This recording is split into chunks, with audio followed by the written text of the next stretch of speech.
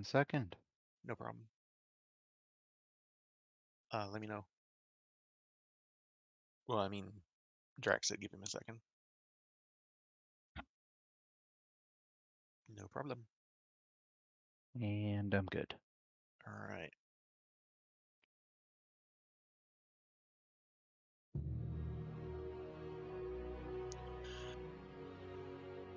With Thornhold Castle above taken and the gates of the dwarven stronghold below now sealed, the Orc Horde's siege of Stoneshaft Hold has begun.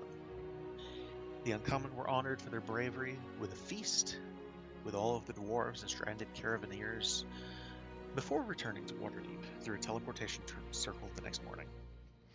The Uncommon took some downtime when Mortimer sanctified the shrines of nature so that he could return to them. He could use Word of Recall to return to the shrines quickly in the future, and he even delivered a baby while he was there. Todrin and Ezreal Rajnar worked together to distribute the 25,000 gold pieces that were taken from the palace, placing several anonymous donations to the city's temples, earmarked for helping those affected by the war. Todrin walked in on Hindrick Alendhi, forging some kind of shield that had been commissioned as a gift for him by a certain bronze dragon. And Todrin later received a bouquet of roses from Rhea Jansil, along with a poem, read aloud by the messenger, although there wasn't much of a trail to follow. Bartholomew began researching demons and worked in Gabby's workshop on a number of new projects, including a new construct servant that he's named Osiris. He even paid Gabby to build a larger version of the miniature arc furnace to upgrade Imbricanavi's forge so that they can begin to work with Adamantine. During the week, Nat, Jinx, and Squidly destroyed a clockwork spider that was later linked to the clockwork nirvana of Mechanus and possibly Gnarl Zabrindis. I forgot about that. As the 10-day came to a close, Gaxley Rudderbust asked the Uncommon to do an interview for the Waterdeep Wazoo. Many of the questions were strange and conspiratorial, but Todrin told Gaxley the truth about the Castellanter's involvement in the cult of Asmodeus last year, something that had been buried by the Lords of Waterdeep almost a year ago. I will also mention, this isn't in the recap, but he also mentioned that the Xanathar Guild is back, and you guys saw the poster that says "The Eye Sees All." I'll post a general here just so.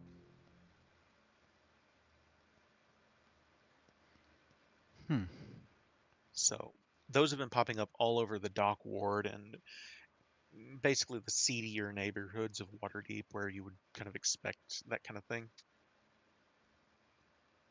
But most recent thing is the discussion with Cordelia about Doricor and what are you guys going to do about Doricor. So, as I mentioned, it is currently Kythorn 20th. It's about 8 o'clock at night.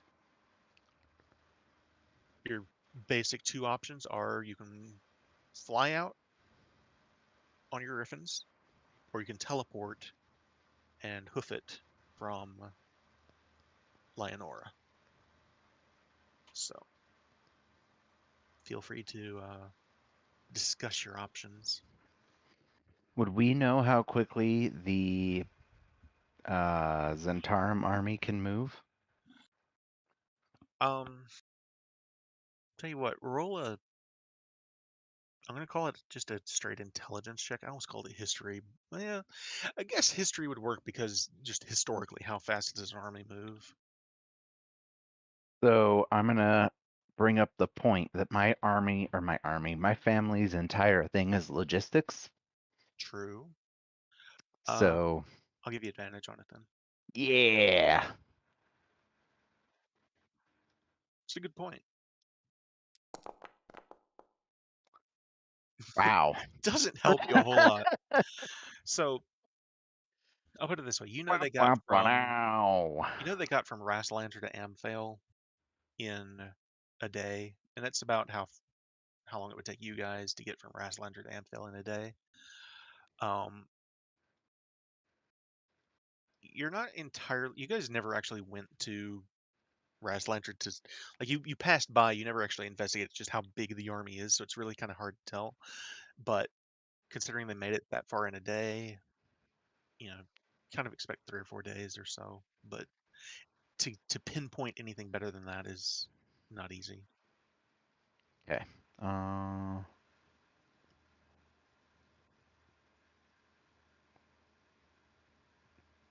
well, right now it looks like if we teleported to Lionora, it would take us 2 days of walking to get to Red Larch. Yeah, you'll hit Lance Rock first. Lance Rock is just right about here outside of Red Larch, so it's Okay. literally in the path that you'd be taking. Mm,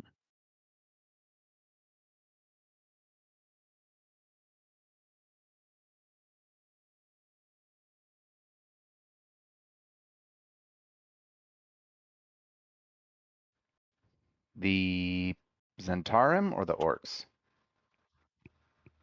Mm,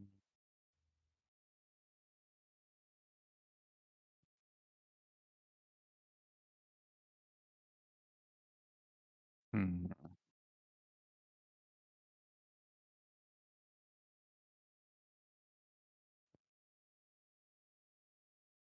The only problem with that is we'll have to go a little bit out of the way because we won't be able to fly directly over them.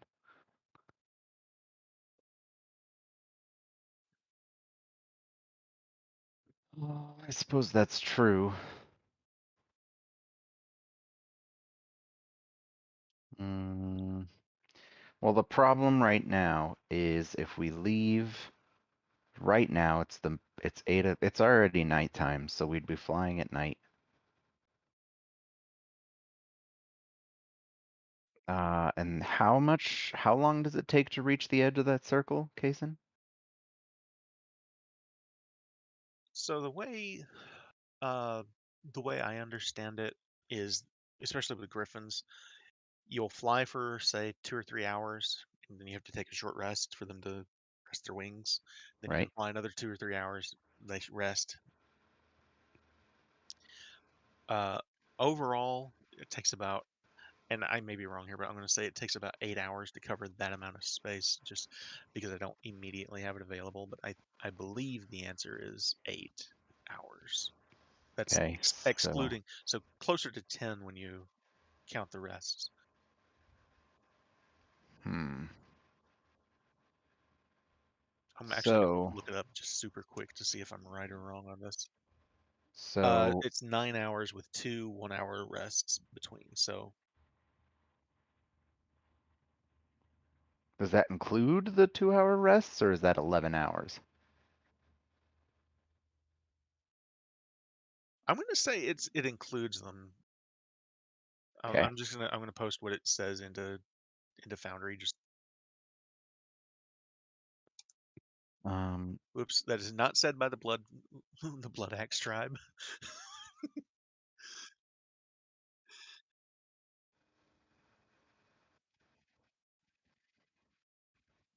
okay, so if we leave in the morning, we will reach Red Larch probably maybe half a day ahead of their army.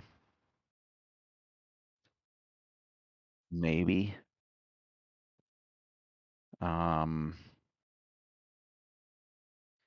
well, that means we fly all night and then we rest wherever we're at, and that's an 8 hour rest, and then we are flying with strange periods of time.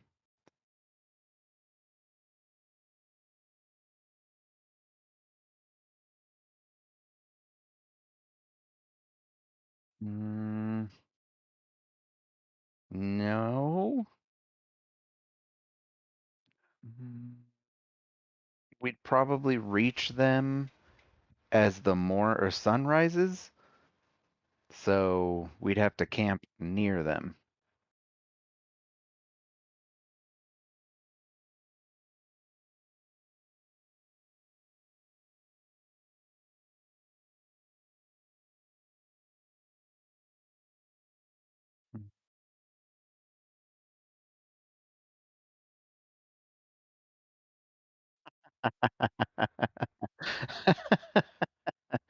Oh man. Here's a question. Do you think we could ascertain horses with the elves? Or maybe some other form of not walking?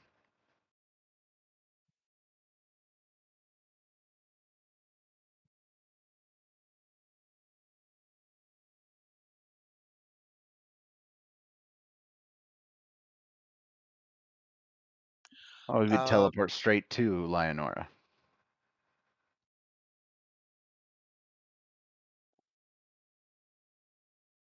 Right, tell I you can what, get us to Leonora in a minute. both of you go ahead and roll me an intelligence check. Actually, you go first, Who's you? Toddern.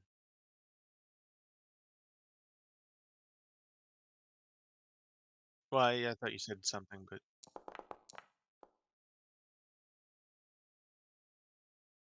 uh, Bart, you too. I thought you had something to say. Is the reason I said go first. There we go. I will add, you guys do know they have hippogriffs, so if you manage to get there and persuade them, you might actually get there faster than you would get there on your griffins.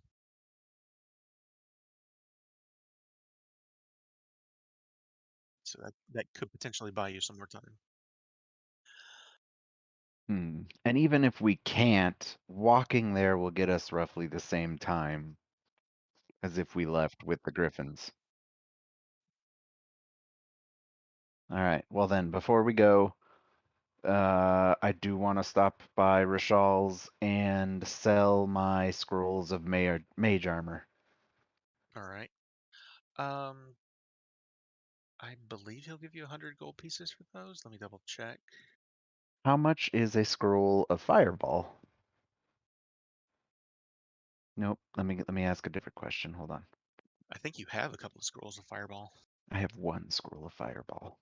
It'd be 300 gold pieces for a scroll of fireball. He will he will buy a scroll of mage armor for 25 gold pieces. I spoke too soon. That's okay. Uh,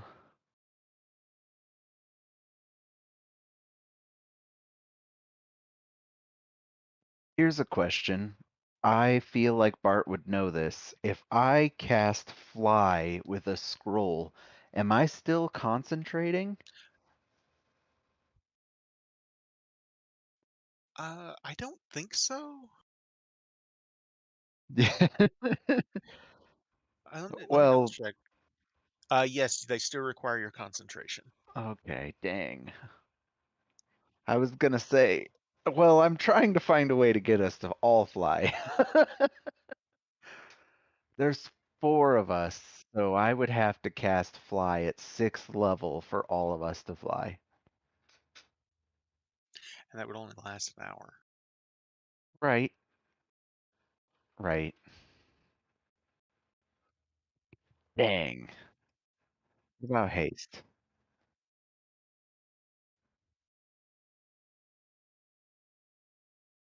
I will say it's like 8 o'clock at night. If anyone's open, they're about to close. So, hmm Floon.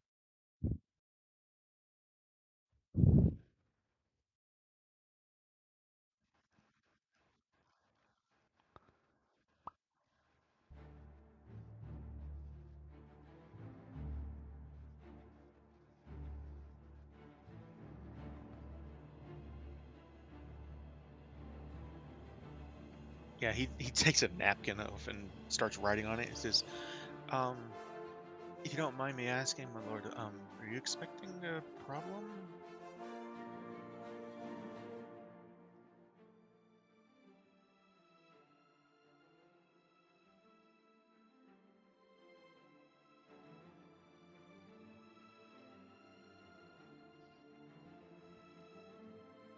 What what kind of enemies do you mean, my lord?"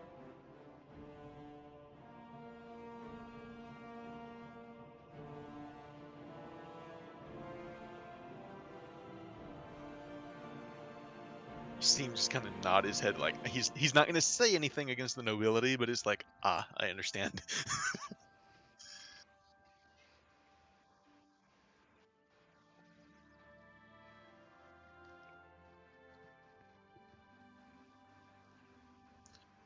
I'll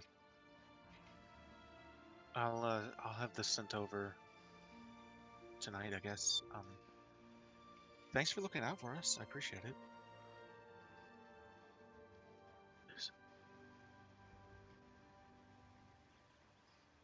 Was there anything else you wanted to pick up at Rashal's? The 300 gold pieces for a 3rd level scroll. Let me double check. I think so. Can I buy a lightning bolt scroll then? Yes, 300 gold pieces for 3rd level spell scrolls. Okay, so I'm gonna take 250 out, and I'm gonna give him back these spell scrolls of mage armor. All right. You can take care of all that, can't you? Yes. Got it. All right.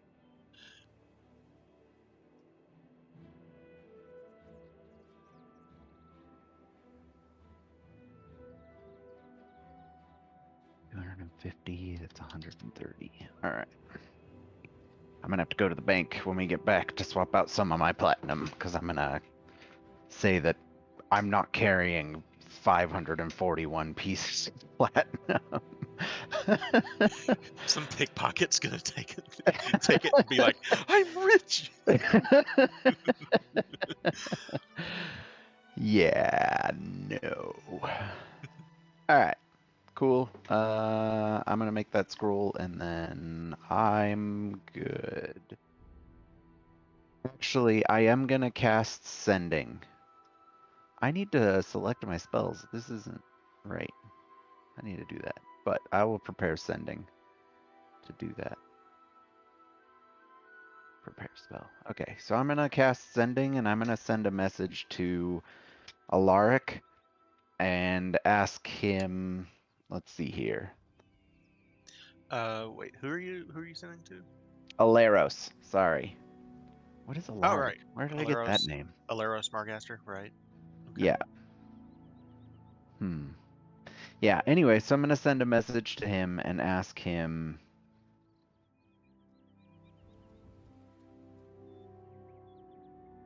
Oh man, that is tricky shit. I'm gonna ask him, what is your honest opinion about Malfear? I have to type this out because it's 25 words. All right. What I will say is it's also 8 your... o'clock at night, which he's awake. It's not late enough for him to be going to bed, but No, he's a general. He's not asleep. yeah. Ah, that's 4, 5, 6. Probably very glad there's not a wereback crashing through his rooftop.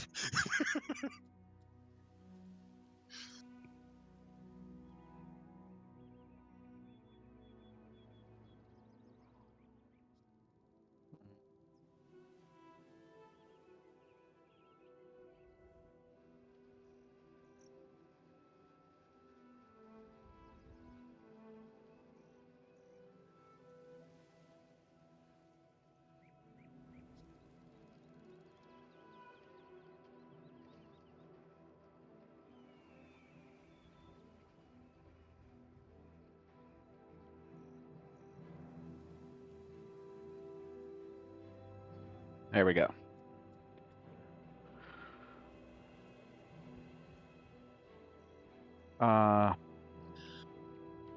Where's your honest Hold on. opinion? 1, 2, 3, 4, 5, 6, 7, 8, 9, 10, 11, 12, 13, 14.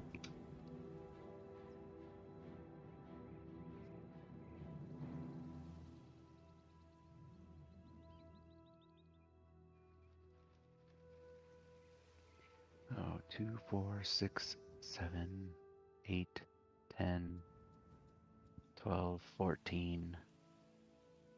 2, 4, 6, 8, 9. 24 words. On the dot. Nice. All right.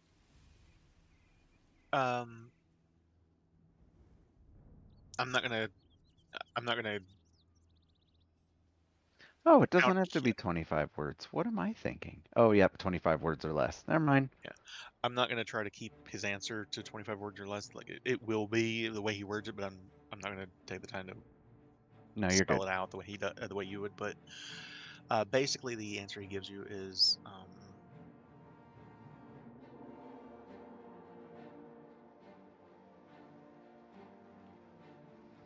Malfear's my brother. Uh, he's your father, and he can be a bit of a dick sometimes, but he's family.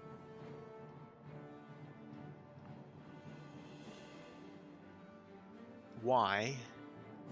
And he says, we lost Thornhold a long time ago.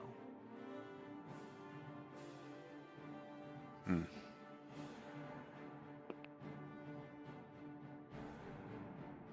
That's not reassuring.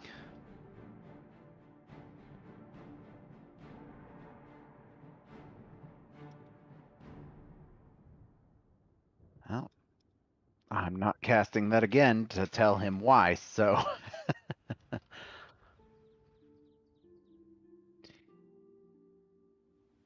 Not wasting a spell slot to explain myself.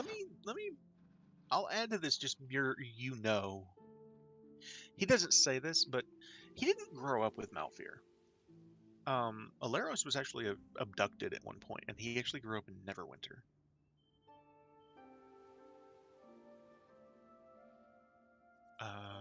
That's a good question. Let me find this super quick. It's a bit of a long story.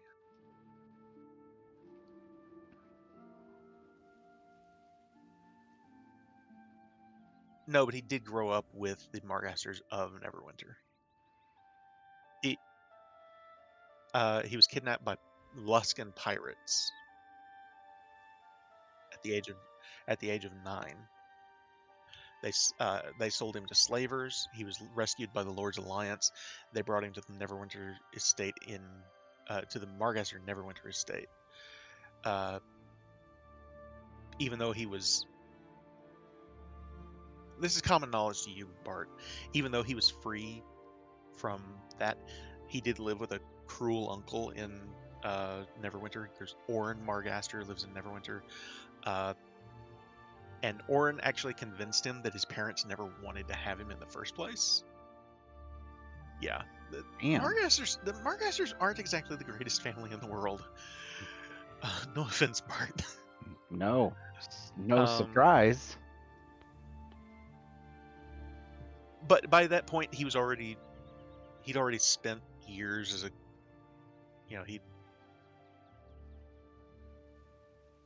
sold these slavers and years among the pirates that he had been abducted by, and he's kind of a success story in that he turned to the Lord's Alliance after all of this chaos that happened to him, and now he's a general of the Lord's Alliance army. Alrighty. So yeah, he's had a rough time. So I will say you would have reason to believe that his relationship with Malfear isn't particularly strong, but his blood is basically the answer. Gotcha.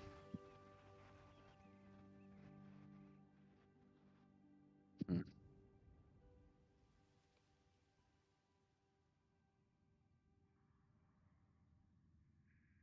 That's it. There you are. Hey. I'm so full of hate and sorrow. I'm sorry. Oh no. Is everything okay? I just no. I'm sorry. We are just about to leave Waterdeep for Lionora, I believe. Is that where you guys decided? All right. So, anything else you guys want to take care of, or Mortimer? Is there anything you want to take care of before you leave town?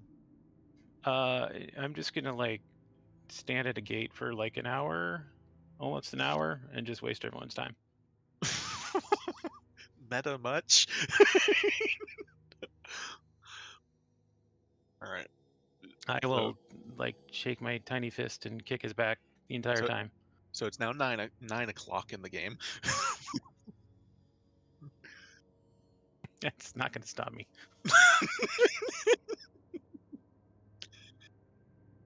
All right. So, y'all ready to go then? Yes.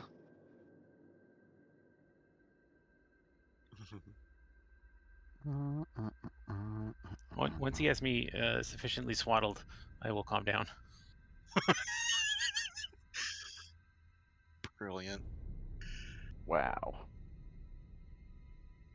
So,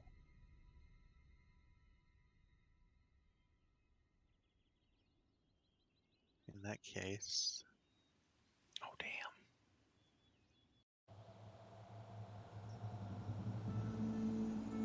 so in a flash of light, after Bartholomew creates this teleportation circle, and it is the middle of the night, you appear here in Leonora, where it is currently raining. I will say, the moment that you appear in the teleportation circle in Leonora, you are surrounded by guards that are shouting in Elvish. They all have their weapons pointed at you. I'll just hold up my hands. Hold, we're the uncommon. I have permission to be here in Elvish. All right. They kind of look to each other and, you could give us a warning. I apologize. I probably should have done that. Time is of the essence, and in my stress, it's spaced in my mind. Why is time of the essence? What's the problem? We are on our way to Red Larch to parley with the Orc Horde led by Doracor. They kind of look to each other a little bit, and one of them kind of shrugs. All right. What's your business here then? Well, a couple of things. We just came here for haste, because this is significantly closer than Waterdeep. And we have a bit of a request. What sort of request? Well, we are aware that you have hippogriffs. We were wondering if there was any way we could borrow or perhaps purchase or rent the use of 4 of them. I keep forgetting Isabel is with you guys. That's right. Don't let me forget that, by the way. I try. But the guard says, "All right, we'll take you to the warden." They lead you. Again, it's not the most comfortable of walks, being in the rain in the dark, but the paths are fairly dimly lit in this treetop village here. So there's a significant portion of it's on the ground, but there's also a lot of it is in the trees. So, but they do lead you to a small cabin that's on the ground level, and they take you to Warden Riardan Castlnera. When you enter the I hate to call it a police station or anything like that. It's not quite that overt, but it is visibly a location of, yeah, basically there are like bows and arrows on the wall. There's a couple of like deer heads and bearskin rug on the floor, things of that nature. There's a warm fire that's, ow, I just hit my elbow.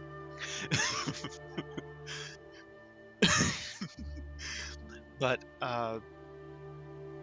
they bring you in. There's a comfortable place to sit, and you wait about, say, 5 minutes before Riardan comes out. He's got his hair pulled up back into a ponytail and wearing a leather vest. He kind of looks When I see him, I do a polite bow towards him. He gives you this kind of a solemn nod of his head, and he says, "Well, Welcome to Leonora. It's good to see you all again. Todrin, Bartholomew, Mortimer. You see he kind of raises his eyebrow when he looks at Mort. He says, and, milady? And she says, Esvle Rajnar, it's a pleasure to meet you. Kind of nods his head and says, well, what brings you all to our humble village? Riordan, we are actually on our way to Red Larch to deal with the orc horde that is sieging the town. We were hoping that you could assist us in our haste. He says, what do you have in mind? Well, the last time we were here, we did notice that you had hippogriffs at your disposal. We were wondering if we could utilize some. You want to get to Red Larch? Indeed, unless you have a way that is faster. No, the hippogriffs would be the fastest way, but we don't typically leave the forest. Not that far out, at least. Well,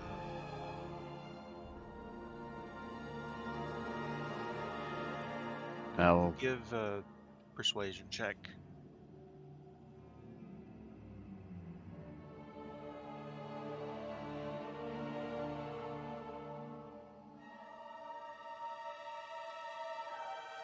Alright.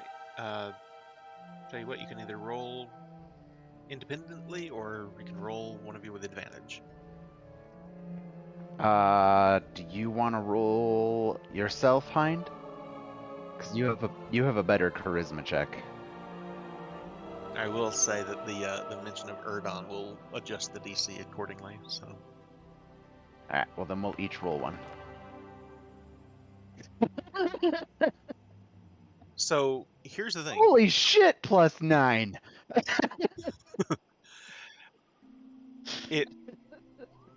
It was an 18 before you mentioned Erdon. Oh shit. I lowered it to a 16 because of that mention. So kind of nods his head. You see there's an appreciation of the memory of his friend. And he says, alright. I can't let you ride them out independently. But if you're okay riding two to a hippogriff, we can manage that. That should be fine. We have experience riding griffins. Tell you what, I'll take you out personally. Excellent. If it makes you feel any better, you don't need to land us there. We could just jump off their backs. Say what? We all have access to Featherfall. Oh, right. I started spinning my ring. Are you wanting? And he kind of shows a little bit of what he knows. Are you wanting to go to Lance Rock with the militia, or directly to Red Larch?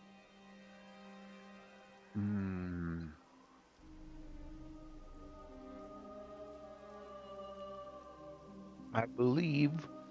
There's a. However, we can. Oh, go ahead. There's a forest to the southwest, I believe. Correct? Is it Creek Garden? You're in it. Oh, then yes, we're there. Sorry, as you were. Sorry. Here, I'll just super quick because you guys are currently here in Leonora. Oh, northwest. All right, that was close. Yeah. Okay, sorry. Please. Hold on.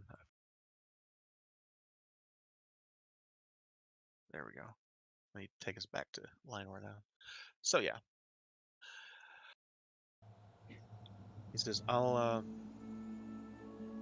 let me send word. Go ahead and you said times of the essence. What's the problem exactly?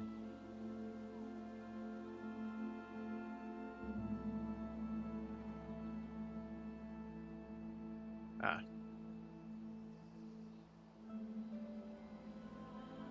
I see.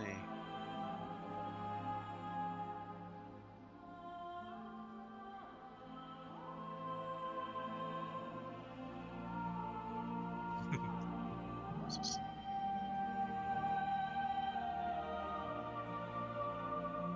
We've been more worried about the orcs than anything else, but we can definitely understand the desire to get there before this entire causes a mess of things. So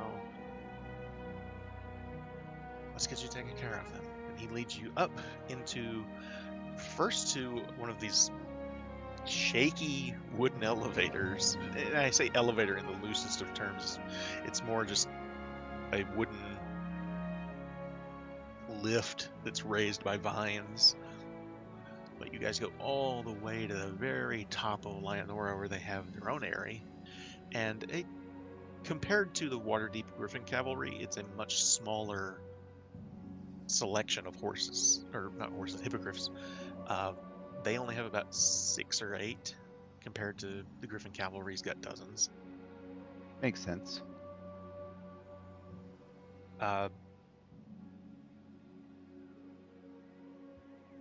he gets a crew together, they saddle up, and you guys all mount up with them. And are you looking to leave tonight, or did you want to take a rest here tonight? I should have asked that first.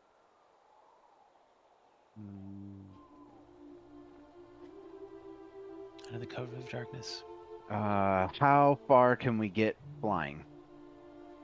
Can we reach there tonight? We can get you out there and back tonight. Oh, well then perhaps we should rest here and leave in the morning.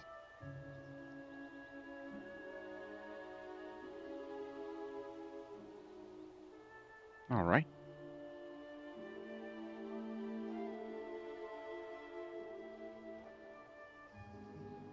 Sure, no problem. Sorry, I kind of rushed things a little bit there. I should have asked that question first. That's okay. But yeah, he will lead you to the Taproot Tavern, which isn't necessarily supposed to be an inn, but they do have a couple of rooms for visitors. You guys would know Marielle is the owner there.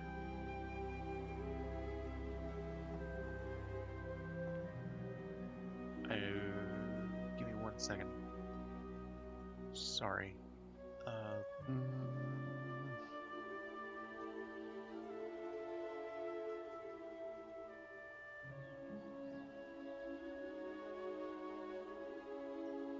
Yeah.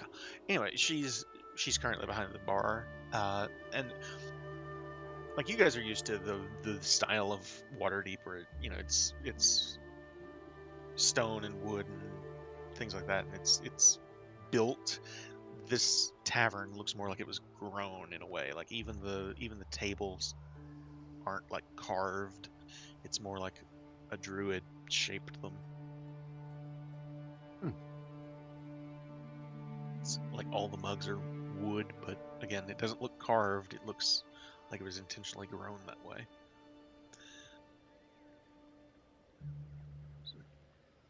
Well, it's a pleasure to see you all. What can I do for you?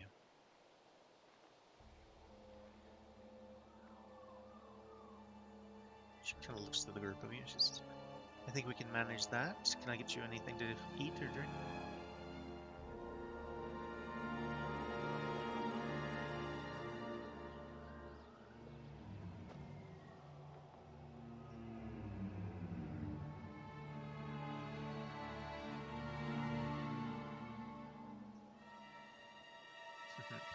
More my pleasure. I'll tell you what. For rooms for the night and meals for the evening, I can get you each for about a gold piece. Of course, and I'll hand over 4 gold pieces. She says, "Thank you very much." No, thank you. And gestures to the room. And you guys are well aware that Elven villages like this kind of don't sleep because elves don't sleep. Right. But so it's a fairly, I wouldn't say busy, but it's active. There are a few people that are hanging around and drinking and enjoying stories with each other. She says, well, make yourselves at home. And eventually she brings you out some of the local brew and some venison from that the Rangers almost certainly caught that day.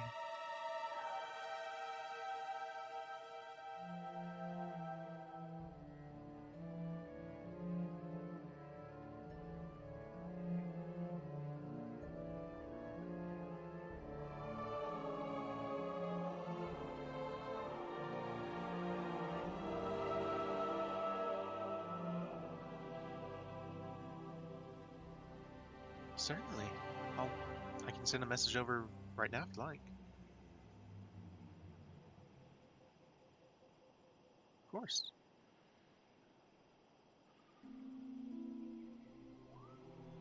All right. So yeah, you guys sit down to a meal, and actually, as you're heading to your rooms for the night, Theala comes into the tap room,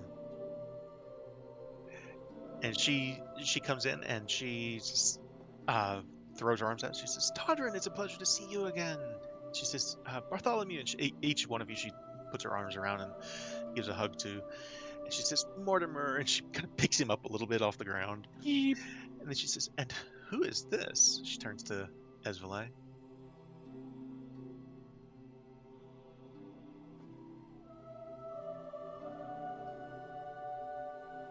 She says, "Oh, it's a pleasure to meet you."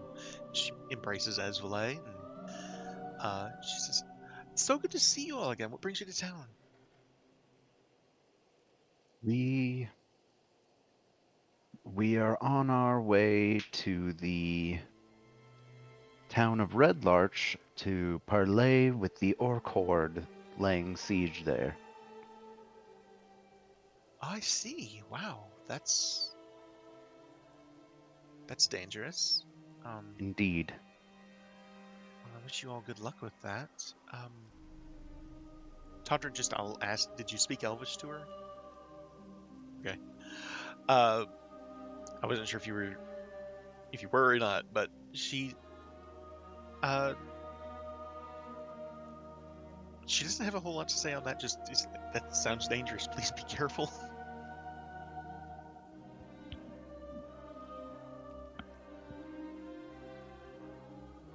Really quick, Kason, didn't I find a scroll of Modify Memory?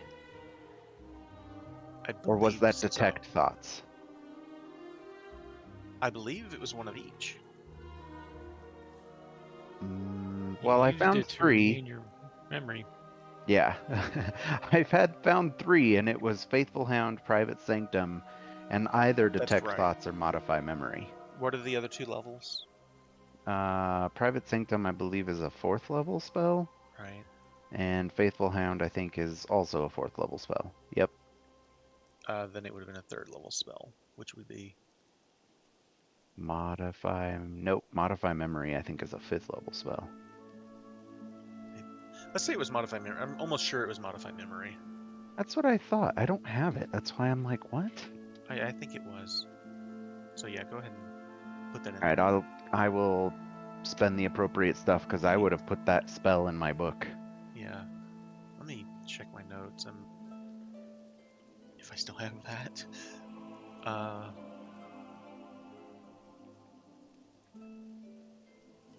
don't still have that. But I will say that's what it was because that's what I'm almost certain that it was. All right.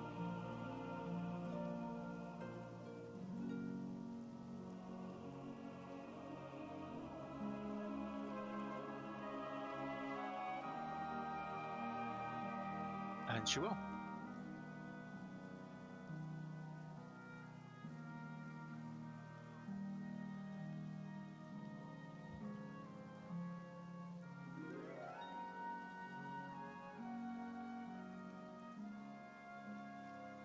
You see her face just light up, and she says, in Elvish, responds to you. She says, "It's so good to see that you've learned Elvish. That's wonderful. Thank you. I appreciate it." It is. She says, "It is." And she turns to Ezule, and she says, "And so is your friend."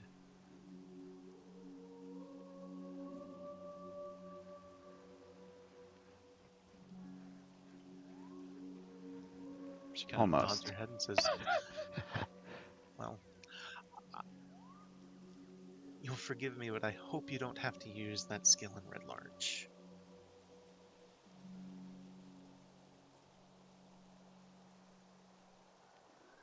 Oh, really?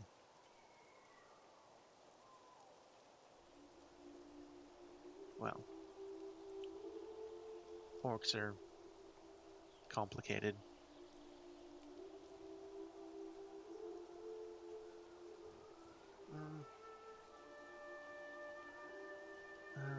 They could surprise you.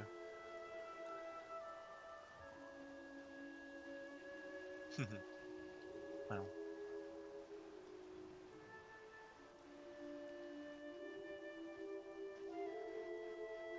I look forward to it. I'll keep the door open for you.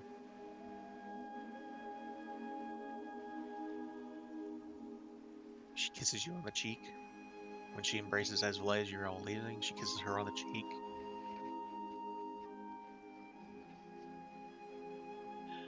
Does anybody else want to take care of anything before they bed down for the night? By now you're looking at about 10 o'clock.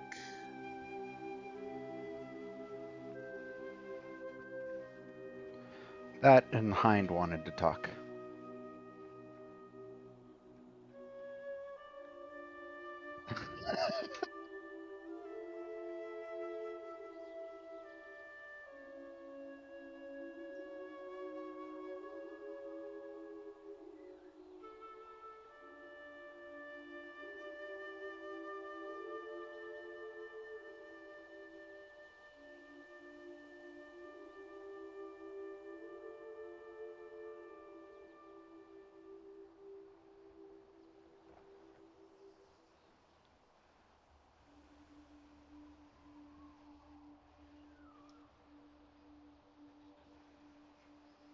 Hmm.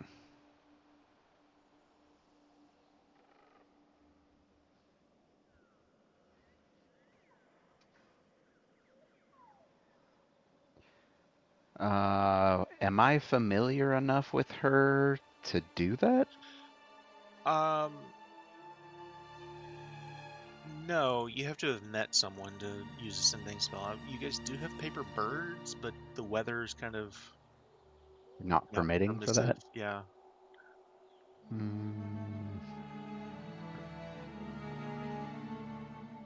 How does the message cantrip work? Do you have that?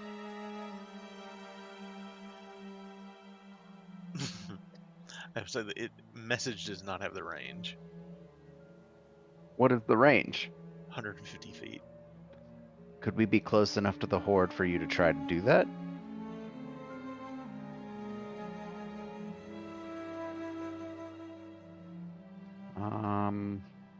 Here's another question. If I 120 scry on her, can I then cast sending?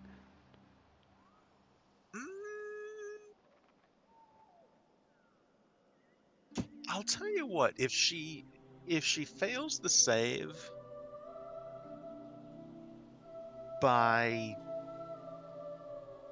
more than 5 points, I'll say yes.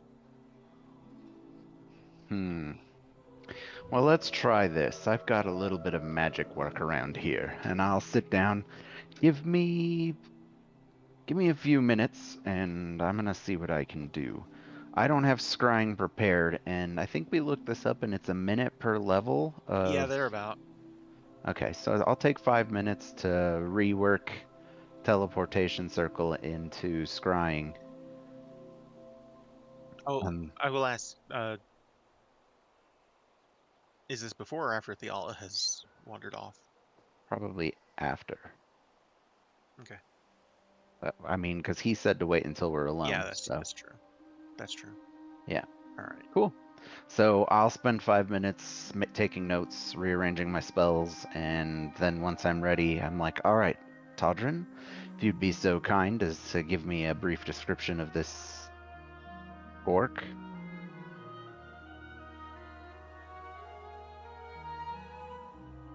Well, Maku's not the one that you're trying to scry on. Right. And you guys don't really have a description of Doricor.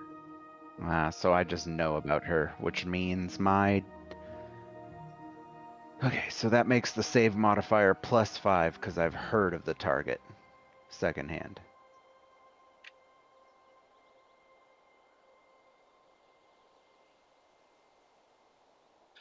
That's up to a mile, right?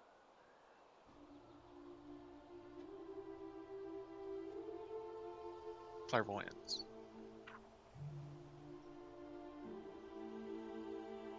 That is a weird one. I thought it was a mile.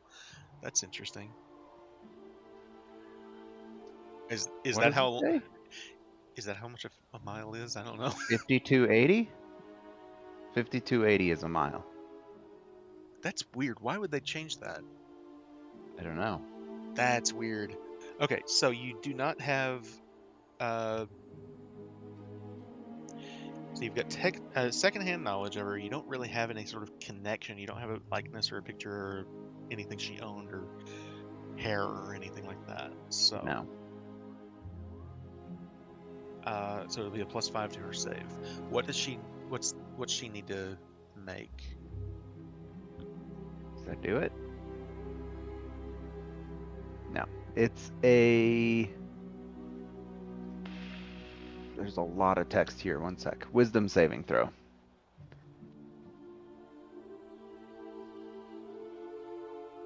Let me pull her up here.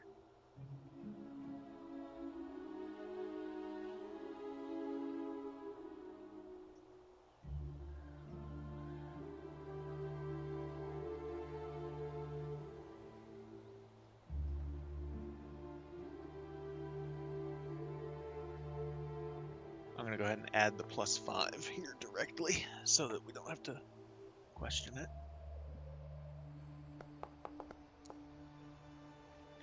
Woo! What's your DC?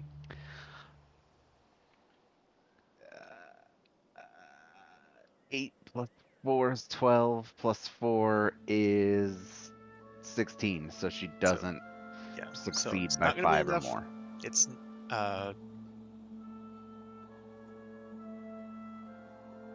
Damn, if I had an Yeah. intelligence of 20, that would have won over. Yep.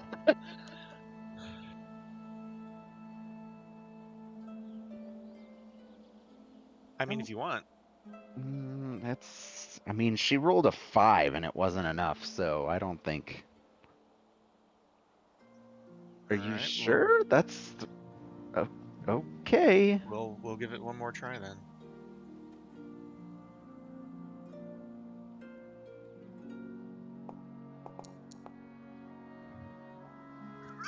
The other way, sorry. Wait, does this need to be higher or lower? But no, unfortunately, she does fail the save. You do get a vision of her, but it's not going to be quite enough to give you enough to send her a message. All right, can I see what's going on? Does she look like she's So- well defended? Currently, what you see is And I can hear through the sensor as well. Right. So the sensor appears in a darkened room. She's currently laying in what appears to be a very comfortable bed in a sizable room, not like huge, but the best you can gather is it's probably like an inn room or something. She is asleep, and that there is some weapons that are next to her, along with some armor that she's not currently wearing.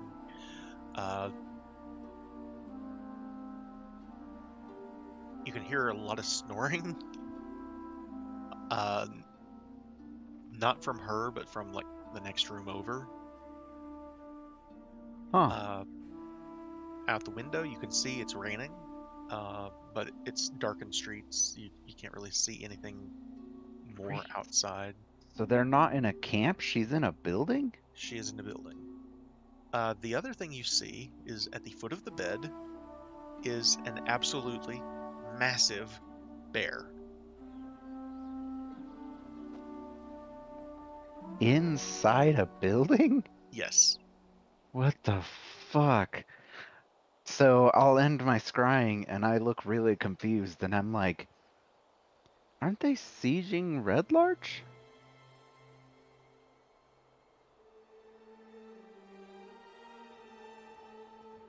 Oh, they took Red Larch. Right. I'm totally full of crap. Okay. Yeah, this was very different from the Amphale or other villages that they've raided before, like there was the Caravaneer camp that was just completely torched. This, rather than torching and pillaging and all that stuff, the reports have been they took the town.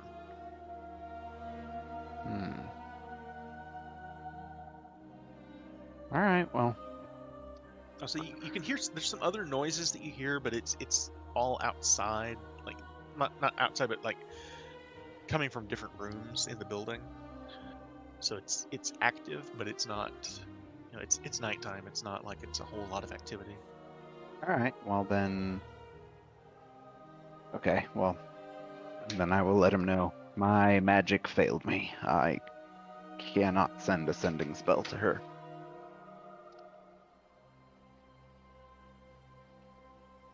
I can. What do you? To what end?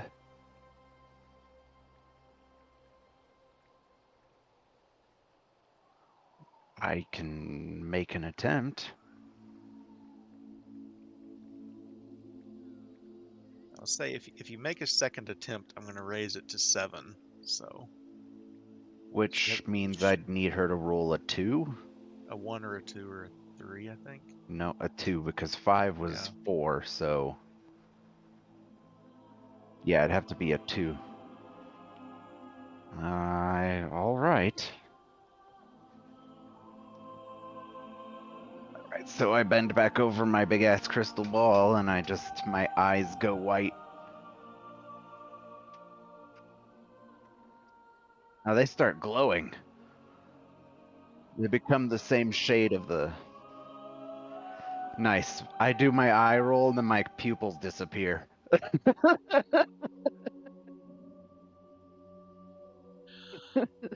right, we will go ahead and roll her a third one then. I can't do that. I cast it.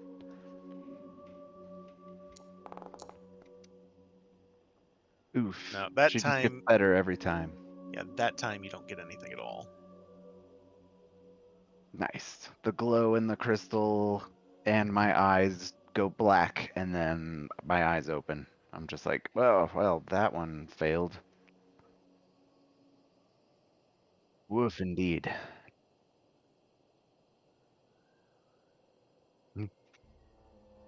Indeed. It was a good attempt.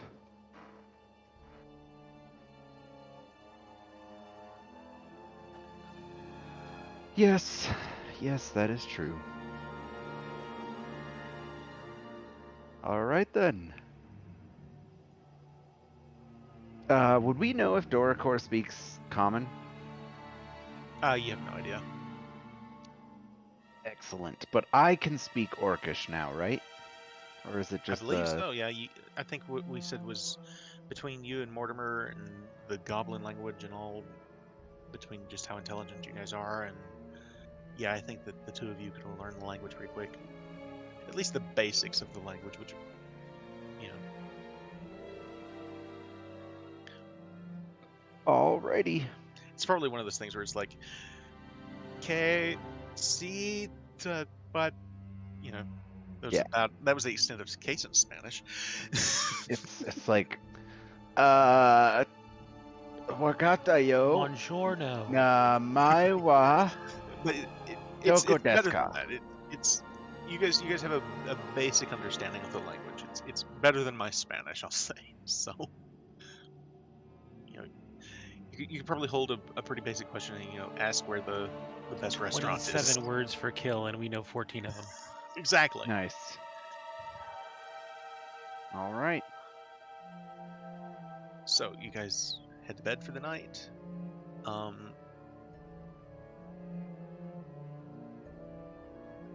Mortimer, what is your passive perception? Nan desu ka? It is somewhere 14. Where is that? Under attributes? Mortimer, in the middle of the night, you hear some giggling. You wakes That you up. Hadron, always having fun. You just hear some quiet whispers. No, turn back. No, he's awake. I should hope Hadron's awake.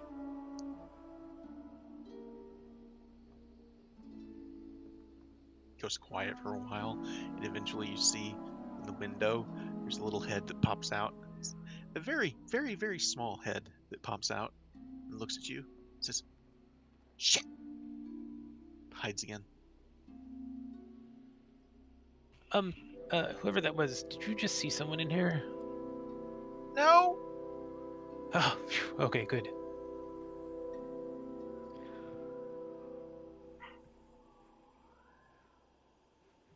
Do you fall asleep? Yes. All right. All right. So Todrin, Bart, you guys wake up in the next morning. Esvlaze sits up in the bed and she's, putting on her outfit for the morning. And Mortimer, I need you to roll a dexterity saving throw as you get out of bed. Oh no.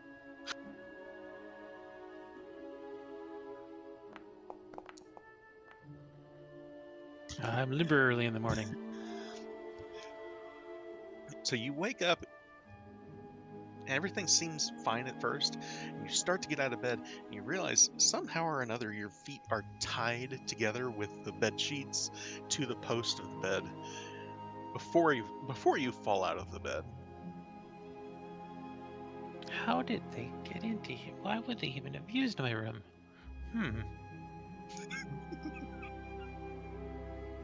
Okay, well, I gingerly try to untie the knots. So you just barely see this sprinkling of fairy dust that's on the bed. Do I know what that means? I mean, other than fairies. Roll an intelligence check. Fairy godparents!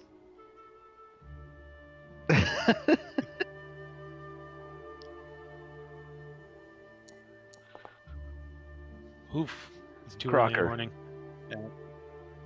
I know because I had a girlfriend at one point whose last name was Crocker. She was hot, so. Well, so you remember that there's a small fae community in Lanora, of which Hyacinth Foxfeather is a fairy that's like on the town council, and she kind of took a weird antagonistic liking to you in a weird way. Of Antagonistic. course. Antagonistic liking, that's the best kind of liking. Mm-hmm. Do I manage to extricate myself? Yes, it's not difficult. Excellent. So I will, when we all get together, I will ask if anyone else was tied up. Well, other than, of course. Yeah, Esvlaze is kind of in the middle of having breakfast, and she just has this pause, and she just looks to Todrin, and then she doesn't say anything. I just duck down a little bit to look under the table to see if there's any bedsheet markings on her ankles. Not that you can see. I don't know. I must have tossed and turned a lot and somehow tied myself with my blankets to the bed and sprinkled fairy dust on myself. I mean, and I started checking like my pockets because I got various dusts all around. And you actually have some of them. You actually have some fairy dust with you, I think, from the last time you were in Lionora. I probably should have gotten undressed before going to bed and tying myself up. This is probably all on me. I'm sorry. How was your eggs? I'm sorry. How's your eggs? Oh. If only I could remember it. I was afraid someone had snuck in, but they assured me they hadn't, so.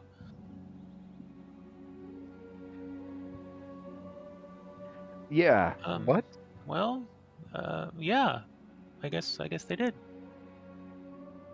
I Hmm. I see. I kind of hold my pants open and glance down. I am functional. Oh, Mortimer, if you don't already, uh, you have another vial of fairy dust. I didn't know I had one. now you have two. If you don't already have it, you now have another one.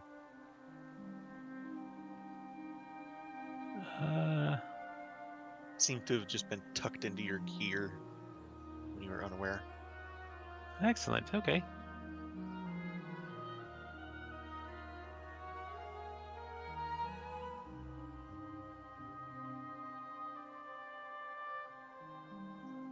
Yeah. All right. All right. So you guys gather your things. You have your breakfast in the morning. You head up to the Eyrie, and Riordan is waiting there with the hippogriffs. And I will bring us to the main map here. Oh, that was such good music.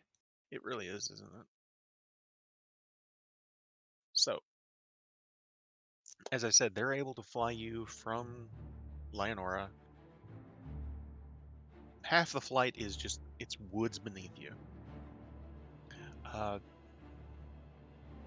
But you do get to a point where when you come to the edge of the forest and you look out, it doesn't even require any sort of roll to see, but there are two things you can see. First is the town of Red Larch ahead of you, and the second is there is a tall, basically a rock that is just sticking straight up out of the ground. Everybody roll me a history check as you approach Lance Rock.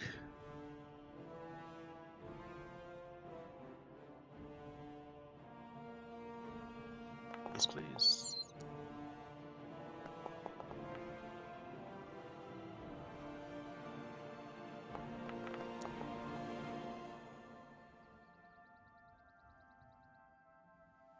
It's a rock that's shaped like a lance.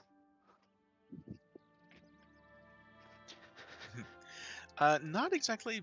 More. It's more lance shaped than boulder shaped. Oh shit, I was right. So it is a landmark that can be seen for miles, whether from the air or not. It's this giant stone monolith that's just sticking out of the ground, and you know this. Let me see. The story behind it, Bartholomew, Todder, and Mortimer, you would all know, is that sometime in the distant past, years ago, uh, a green dragon noticed a much younger red dragon that had invaded her territory, and he had gorged himself on the local wildlife, and she decided to drop this on him.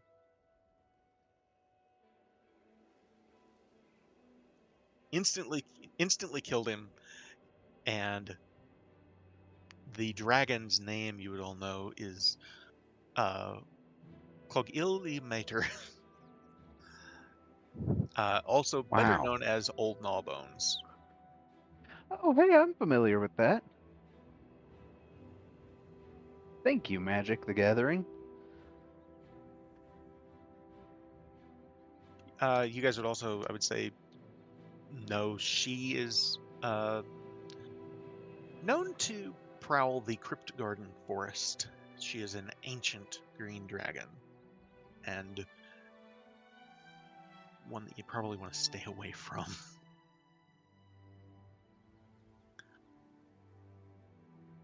So, as you approach Lance, are you going to Lance Rock or are you going to Red Larch?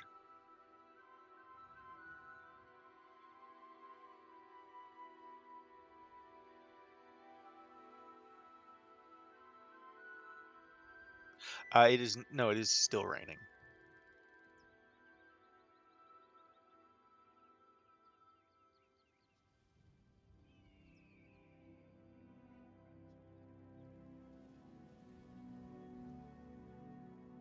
Probably for the best.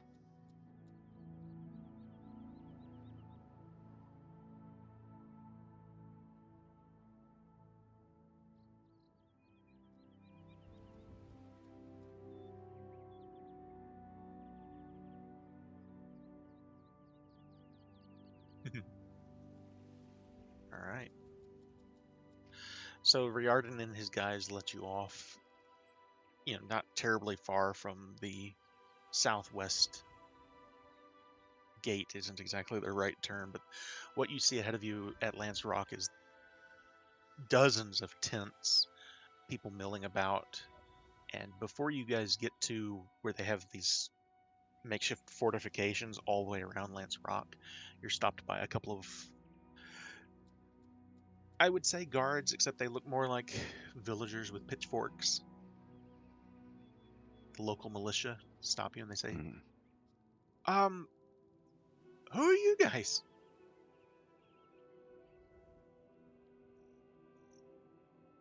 They kind of Oh, glance at each other and say, yeah, we've heard of you guys.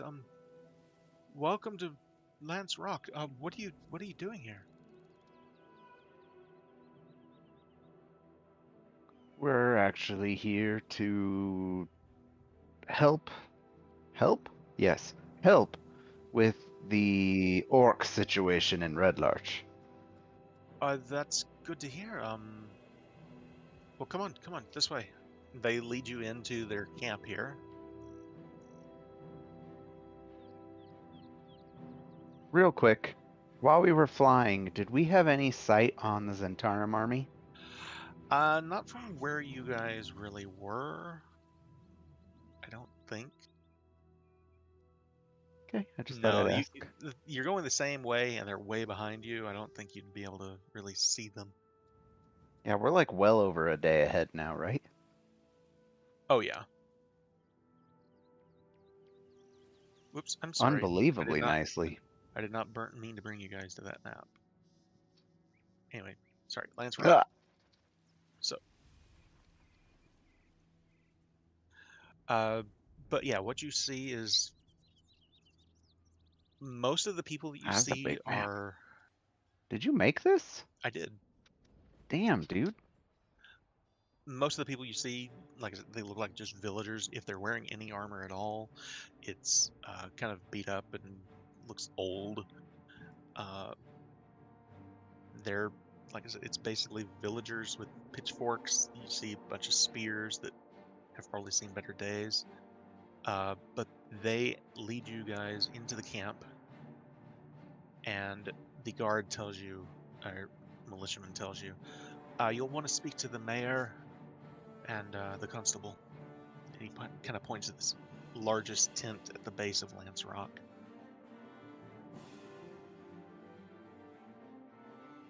Um, Thanks for coming to help us. We appreciate it. Of course. It's what the uncommon is for. All right. So he'll.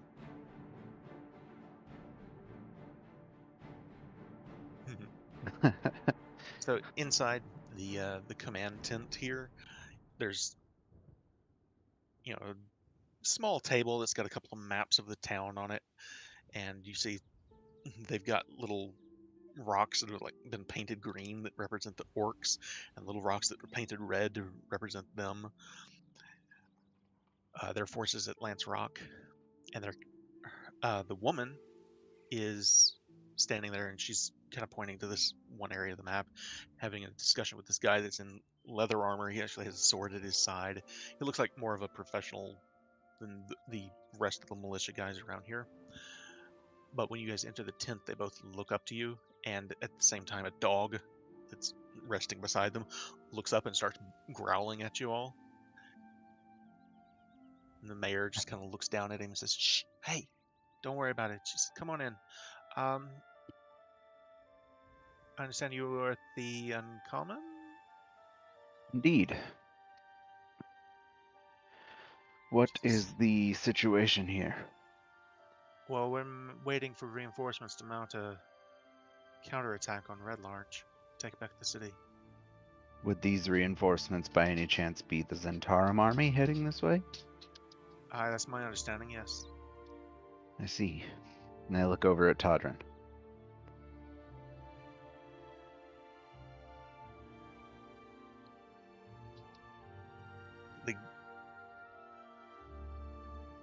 The constable on the right, the man, he just shakes his head and says, well, they came into the town, they killed a bunch of people, they basically ran the rest of us off, and we've been fighting around the outskirts for the last few weeks. It's been chaos.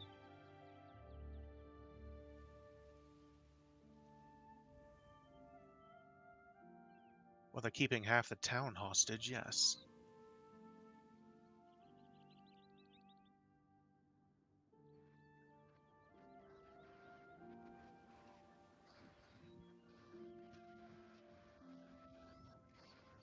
Well, to be honest, I think we're lucky they didn't burn the town down. I don't know why they're sitting there. Hmm.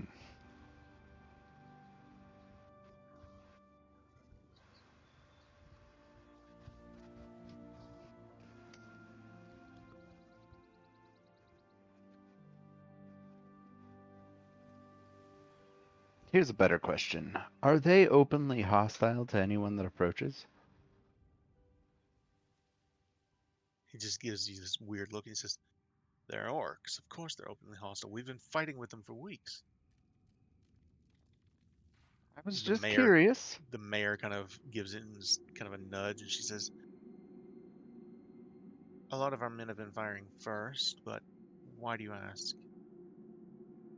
We were actually hoping to discuss something with their leader, Doracor. What matter do you wish to discuss with them? We believe there's... Go ahead. Well, that would be great. We'd appreciate that.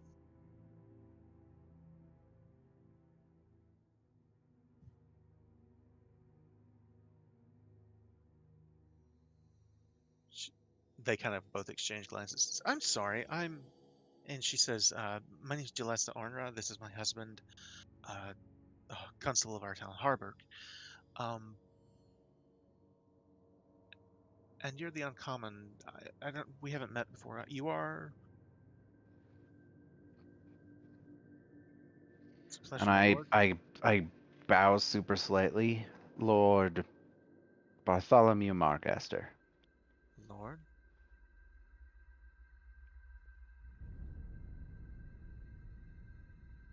I wave vigorously. Eswell gives a polite nod.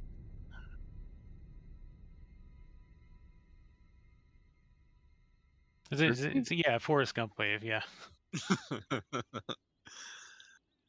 She's, she says, yeah, a lot of our men have been squabbling, skirmishing on the outskirts. We haven't managed to get anyone inside the town or anything like that, but yeah, pretty much it's shoot on sight. Hmm.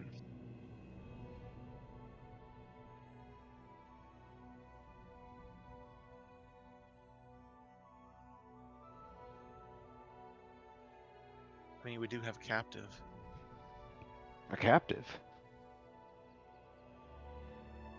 Can we speak to her? Ow. Jalessa kind of looks to Harburg and he says, I suppose you can have a chance at it. Might get more out of her than we have.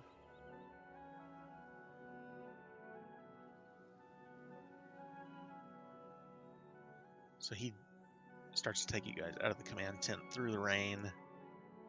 Not terribly far. They've got a wagon that has this cage basically built on top of it. And in the back you see there's an orc woman.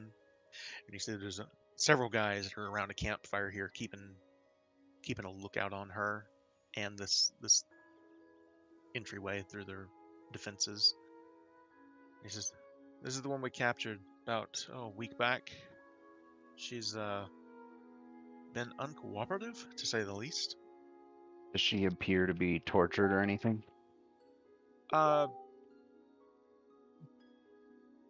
Tortured, maybe not, but there's, it depends on your definition. Like there's been some roughness. It's not like they've taken. Basically, have they been beating the shit out of her to try to get her to talk? Is what I'm asking. I wouldn't say beating the shit out of, but maybe a few slaps, maybe a few, maybe a strike or two, but it doesn't appear that it's been terrible. Like, probably more than they should do, but it's not like the LAPD. Wow.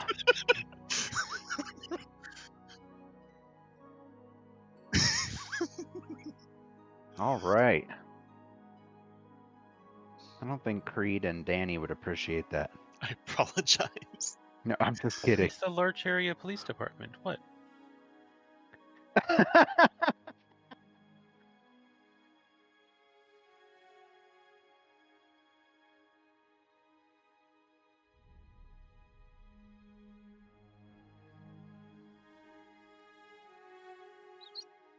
Kind of hesitates a moment, and he says, "What for?"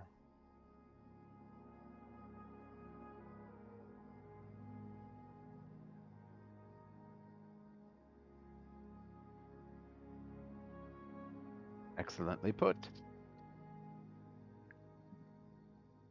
Give me a persuasion check.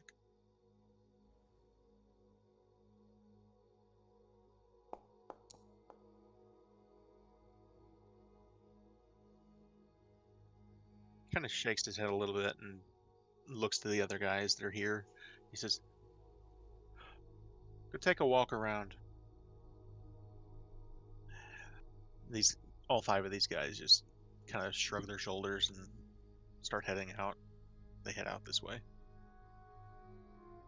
Alrighty. He says, "Well, I suppose if you need me, I'll be back at the command tent." Duly noted.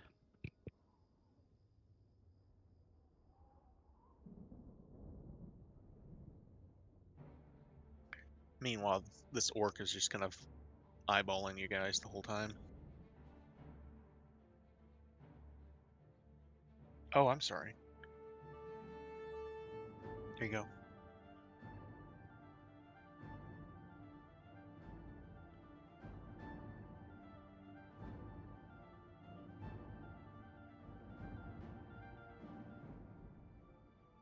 I'll walk up to the bars. And in Orcish, do you happen to speak Common? Little. She said a little. All right. All right, well. And I look down at him for the sake of my friend here, and I'll gesture at Todrin. We'll talk in Common, and if you don't understand anything, I can translate in Orc. Does that sound okay? She just gives you this slight nod. Just, okay.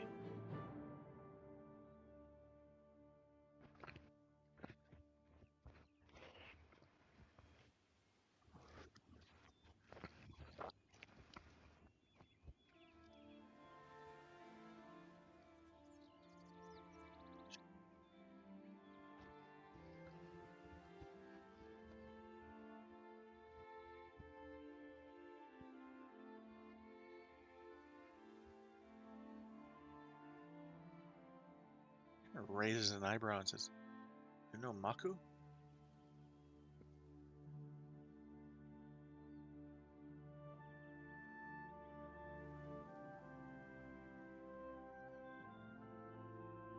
She kind of looks around. For the record, those guys are way away from here. They're basically off the map. Let me move them further. She says, she kind of taps her chest with a finger. She says, "Me Braka." She says, "Maku left Blood Axe a long time ago."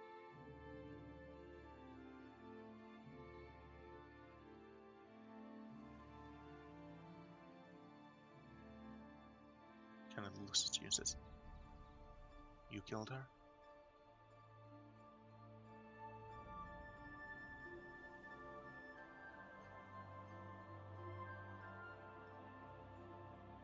Luna killed Maku?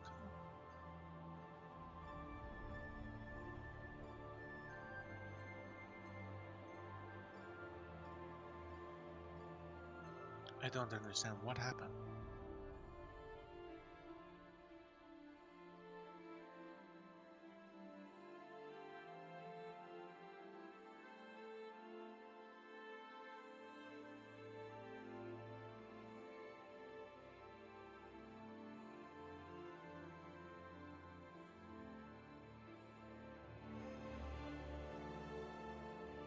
She nods her head and says, yes, yes. Bonebreaker Doragor is our leader, our chieftain.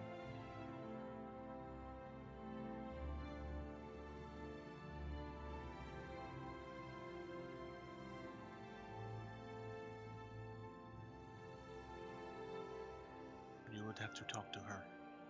She says, Maku used to be a claw of Luthik. So you guys all if familiar enough with the Orcish religions to know Luthik is basically the wife of Grumsh. She says, Maku's, how you say, Dorakor's grandmother.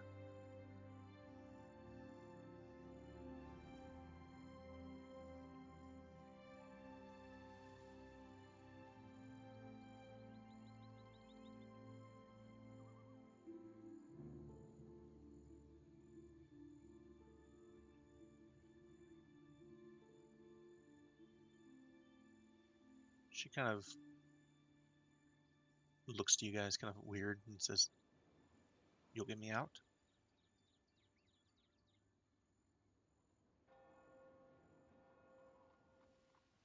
She We'd kind of have to discuss that with she the kind of mayor. she kind of looks around to the sides and she reaches through the bars and she's like holding up the chains and she's break chains, break the chains.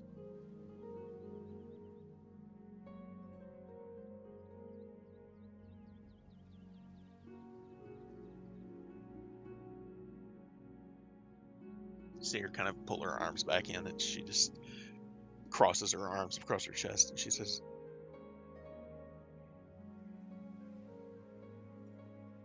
I will take you to Dorakor.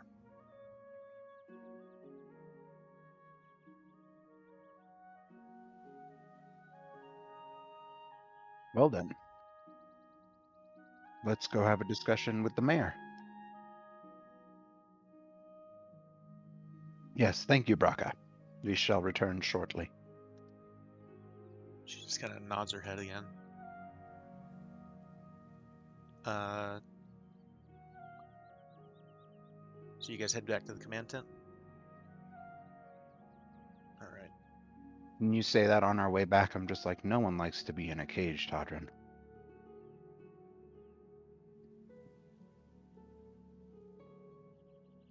So, She didn't strike me as a magic user, but when I wave my finger, I'll keep us safe.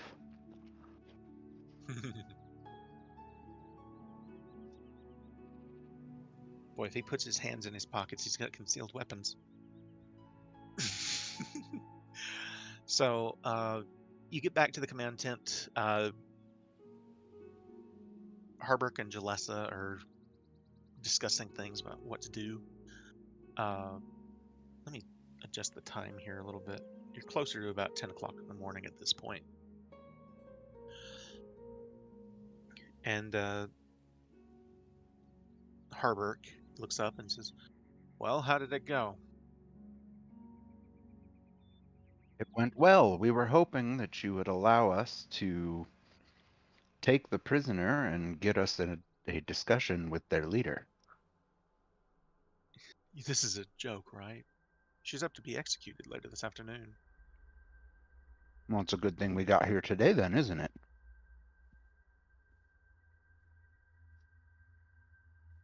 You're serious? Deadly. Why?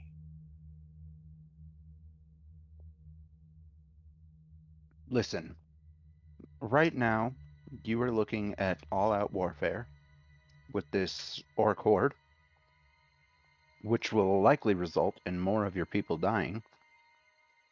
Wouldn't you rather gamble on us being able to resolve this peacefully, where nobody will die, and you get your town and your other people back?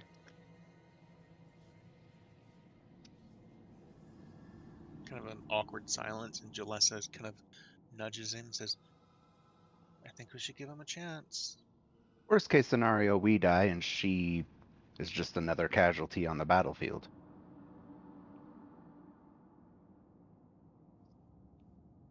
I'm going to say that based on the arguments you guys are making, I'm not even going to make you roll for it. You're making really good arguments that are in their favor, and, you know, he's finally he just relents. He says, all right, fine. Take her with you. Go. Excellent. Your But, assistance is appreciated. but, when the Zentarum get here, we're going in, whether they're there or not. I kind of look up at the sky. Well, I think we have at least a day until then, so either we'll be dead or the orcs will be gone. And either way, that's something. All right. Fine. Go. He says, And I hold out my hand. The key? yeah. He reaches into a pouch on his, hands you the key. Excellent. We'll get out of your hair then.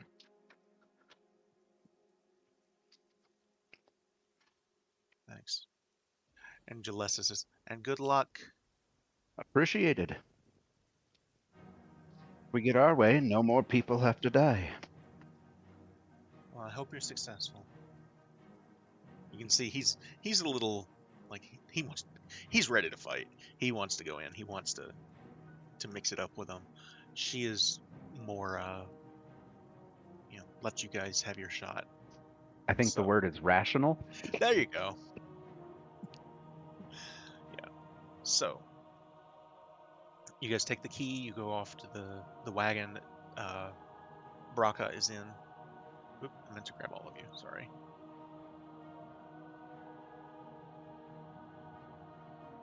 And she's kind of sitting there, raises her head up when you all approach again. She goes, so? You'll get me out? I'll hold up the key. Indeed we will. Let's go talk to the bone breaker. I'll start unlocking stuff. And seeing as how she's unarmed and it'll look better if she's not in manacles, I'll get her out of any bindings she's in. She's not tied up in there at all. They were using the wagon Not itself as manacles, like a prison. Okay. But Is she hurt? she does have some minor wounds that look like they've been bandaged. Like she was captured in battle, but Okay. she's okay. She can walk. She's fine. She wouldn't suffer any kind of detriments.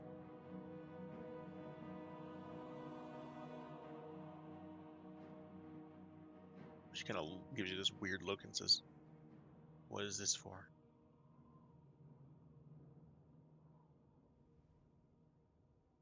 Okay.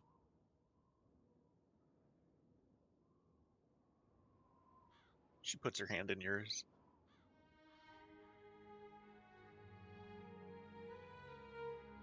All right.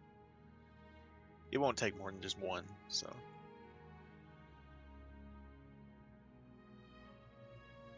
So yeah.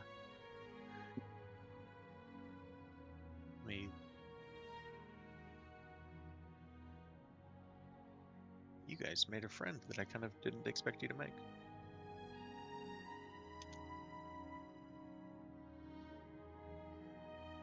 Cool. And I think we will head to Red Larch.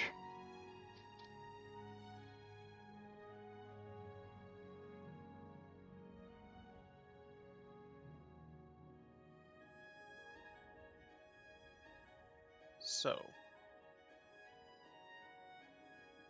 give me 1 second here. The first thing I'm going to do is I'm going to bring up just a overall map of Red Larch, just so you guys can see what the town looks like. You'll be coming in along the long road here. You walk past a couple of militia guys that are, they're carrying short bows and spears, and they kind of watch as you're walking towards the town with an orc, and they're like, they don't say anything, they don't try to stop you, but there's this like, what the hell is going on, kind of look on their faces. It's like I said, it's about a 5-mile walk to the town, and when you get there, it is just orcs as far as I can see. Like, you see, all of them appear to be armed. They're all just kind of patrolling the town. And when you guys start to approach, the nearest ones kind of start calling out into the town like something's happening, and they take a sort of a defensive position at the south end of town here along the long road. What do you guys do? I mean, I'll look at Braca. Braca, assistance, please. She just kind of nods and she walks forward and calls him. She calls him out by name. She says, "They want to speak to Dorkar." And they kind of look at each other. He's like, "Okay," and they wave you in. And the further into town you move, you actually see humans, elves, half-elves, a couple of halflings, just milling about town. They're not being escorted or anything like that. They're just seem to be going about their business.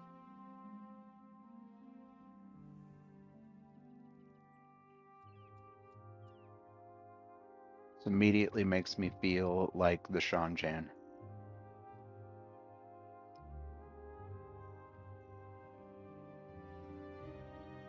Mm-hmm.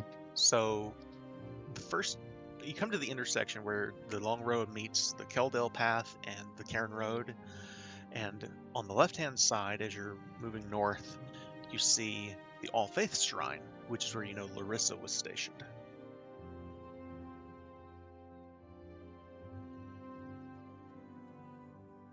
Mm-hmm.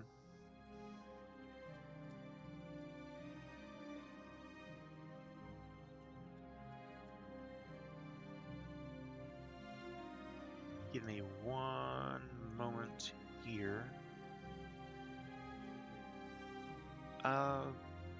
Roll a perception check.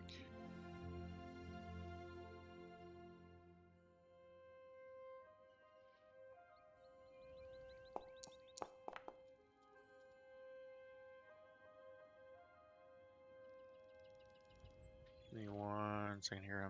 I'm updating tokens. That orc looks a lot like Larissa.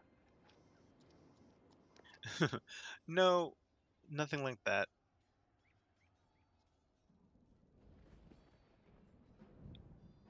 Wow. Too soon. So they lead you past the All Faith Shrine, though, to the Swinging Sword Inn. You don't see a whole lot of damage as you're walking through town. There aren't like bodies in the streets, but like I said, you see a lot of orcs, and you actually pass a couple of human women, that are standing outside of the inn that look like they might be coin lasses, prostitutes. We took a long rest, Kaysen, right? Yes, you would have a long rest. Okay.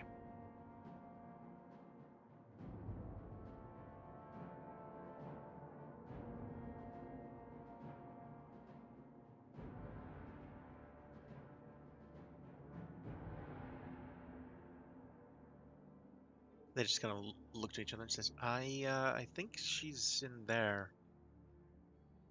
I gesture to the inn. I need to put Braca on here with you guys, and I don't have her. I don't actually have a token for her specifically. but I should make one. Out of character. This might be racist, but you guys all look the same.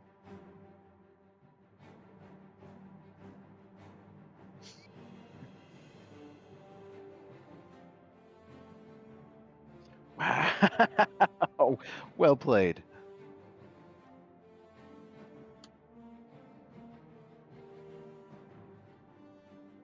Give me 1 second here while I make a token for Braca.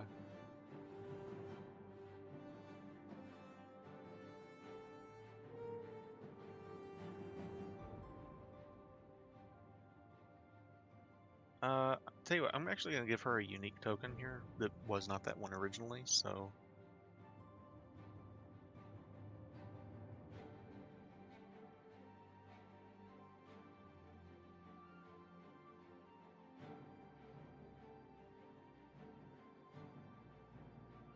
There we go.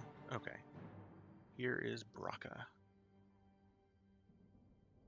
So, they open up the doors to the tavern, Oh god. and it is absolutely full of orcs. And there's humans too.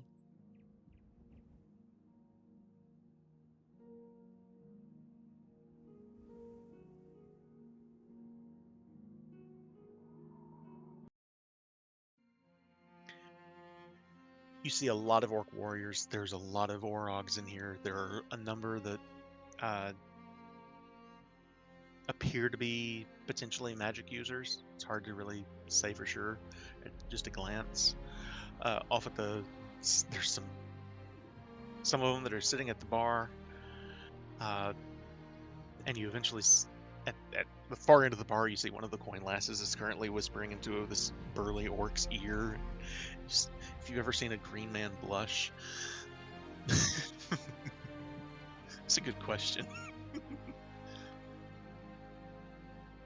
But out of the back, you see a woman wearing a kind of a white fur mantle.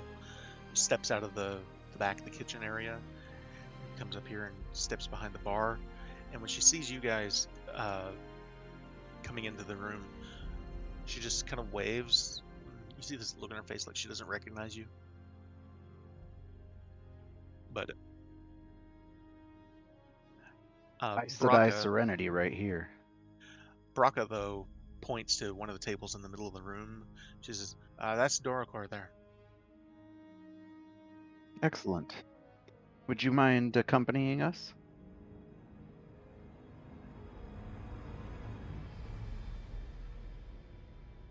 So I'm going to move a couple of things around here just a little bit.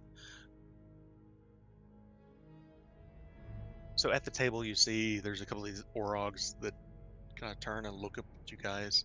And Doricor is this very large, burly woman with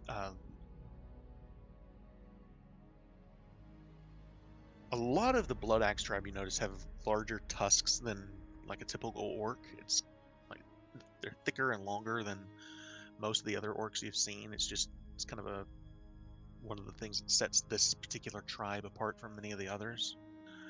And she kind of looks up to Braca. She says, "Braca, are you okay?" In Orcish. She says, "Yes, these men, they and woman, they freed me from the militia camp." Doricor stands up, kind of moves to approach you guys. She says, "Who are you? Why are you on Braca?"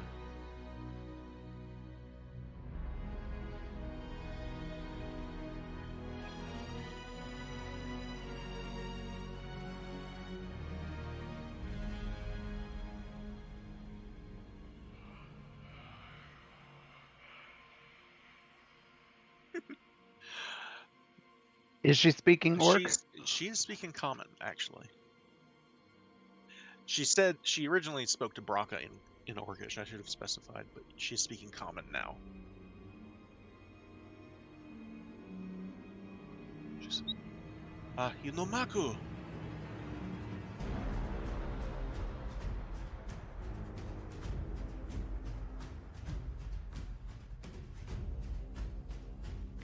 her face takes on a very serious look, and she says, "She's dead."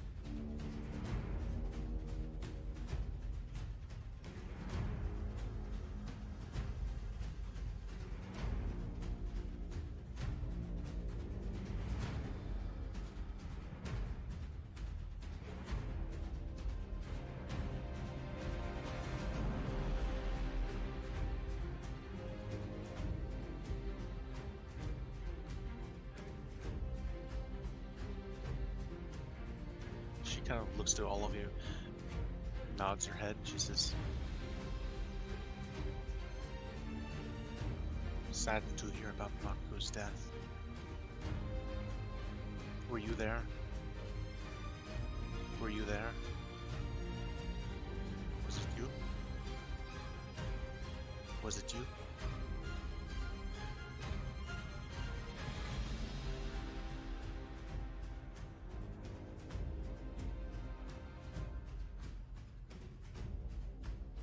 We are actually here because there is a large army of Zentarim warriors heading this way.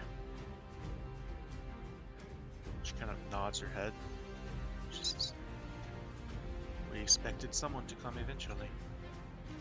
Yes, well, the size of your army here, I'm not sure you will be able to stand up to that.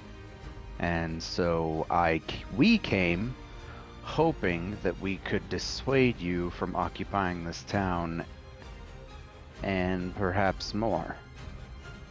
And I kind of look at her, trying to gauge how she takes that. Roll an insight check.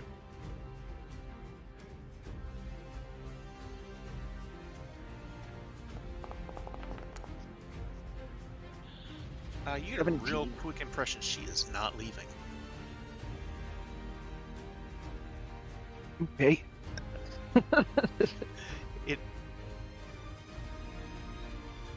I was just going to add to that.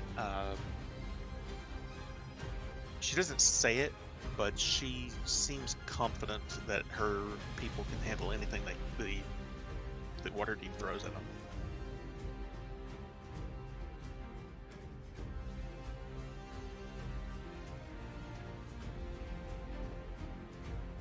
Lugnak said to.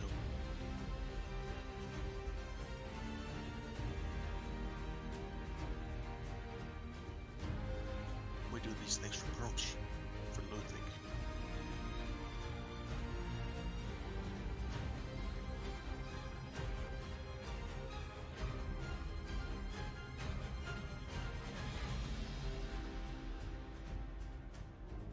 Kind of raises an eyebrow. She's Ludwig?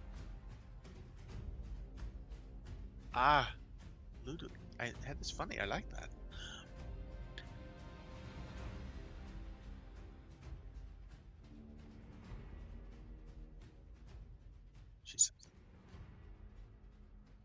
She just says,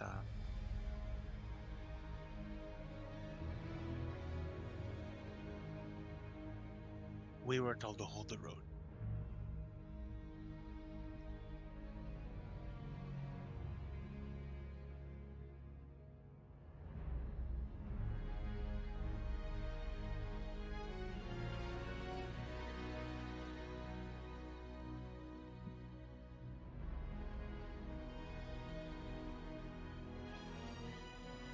She was. Oh, bless you.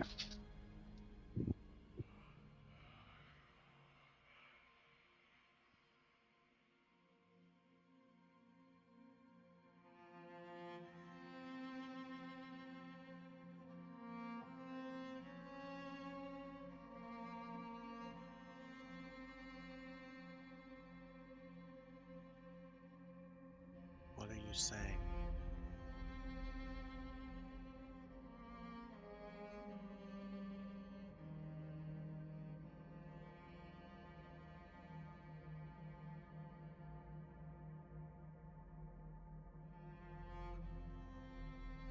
You see her kind of put her hands on her hips, standing.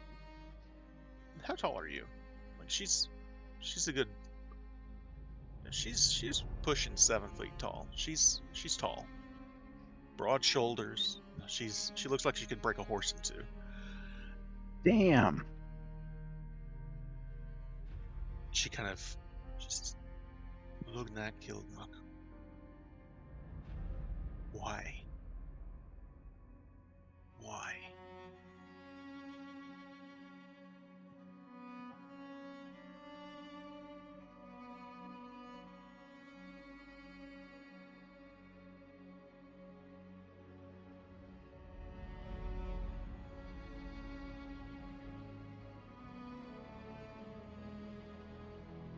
I'll say you have the attention of basically the entire room at this point.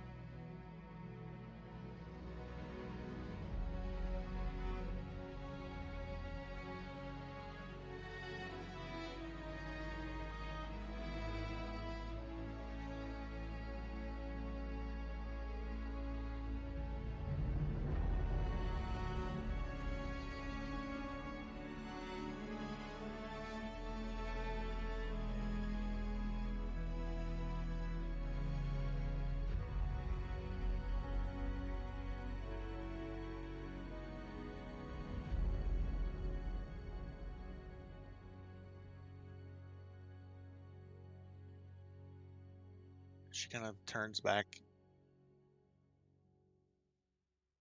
She turns back and looks at some of the orcs that she was sitting with.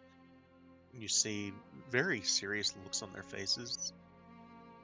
She says,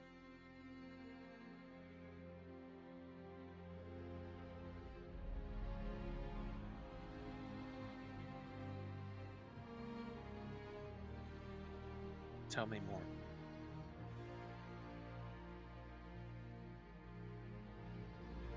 She's hold on, and she's come with me, and she starts leading you to the back and upstairs.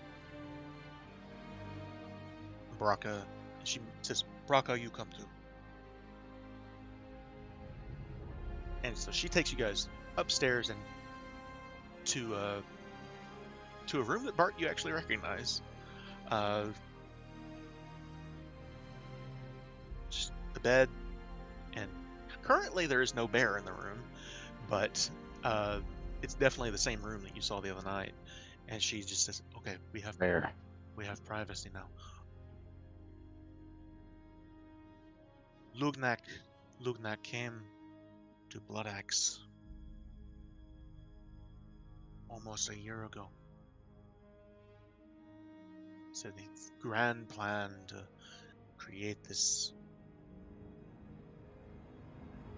Oak Kingdom or something, I don't know. He's says that he needs our help. That Grumsh would be proud to have Blood Axe's help. Just Mako's right. Lugnak does not know Luthik, he does not know of Shargus, he does not know of the other orc gods, he does not understand. He's like a baby, he just understands Grumsh, just power. He tells us, hold the road here in Red Larch. We've been holding the road for weeks now.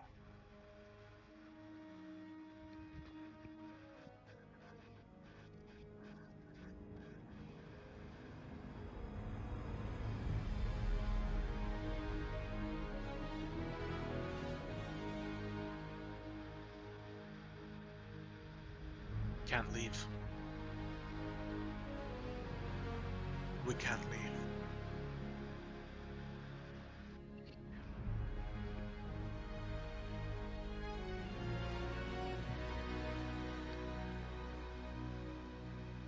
We are looking for something. Perhaps we can help you find it. Perhaps.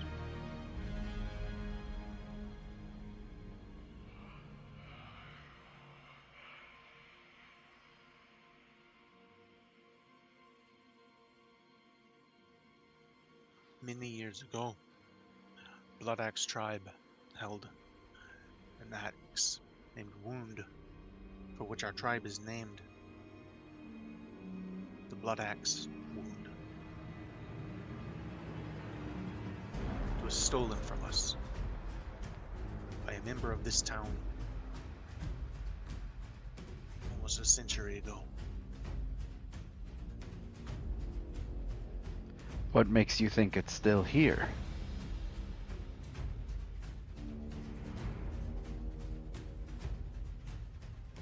I had a vision.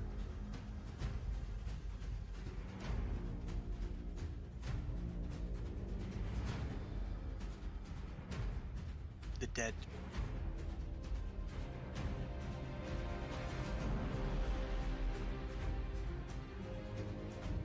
I don't know. All I know is the man's name was Tantor. Tantor. What do I know of Red Larch? Roll a history check. Sure. 16. Nice.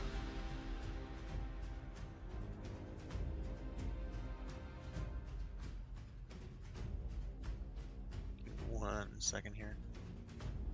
That is not the folder I need.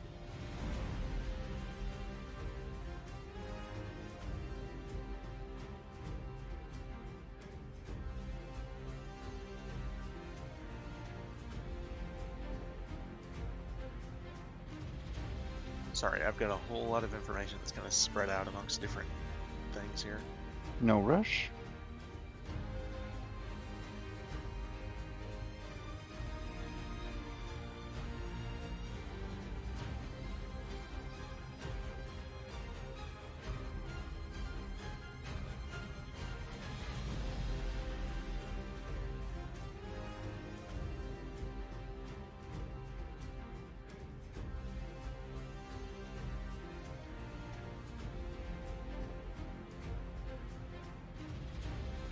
Alright, sorry.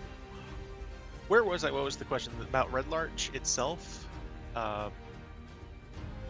What do you want to know about Red Larch exactly?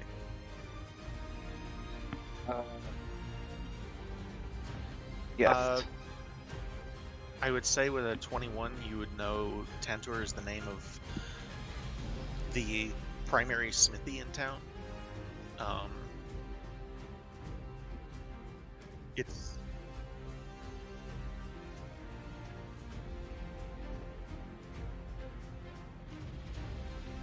yeah, it's they're one of the more famous people in town, one of the more famous families in town. They're not nobility, but they've made their fortune smithing and adventuring. Okay. Well, I'm gonna pull my researcher feet. Would I know if this town keeps records or anything of like its residents and stuff? If they do, it'd be in the mayor's office. All right. I will explain that. Excuse me, Like to they don't have Doracor. like they don't have like a full blown town hall or anything. Right. But yeah.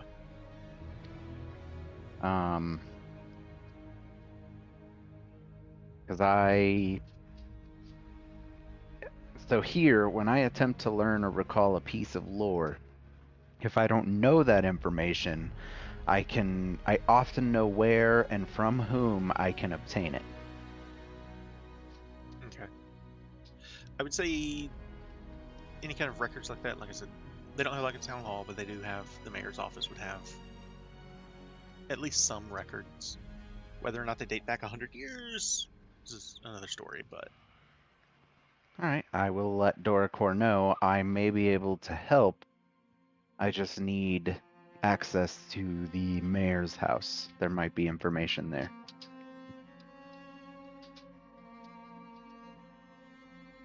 she kind of nods her head. She says, I will take you there. Excellent.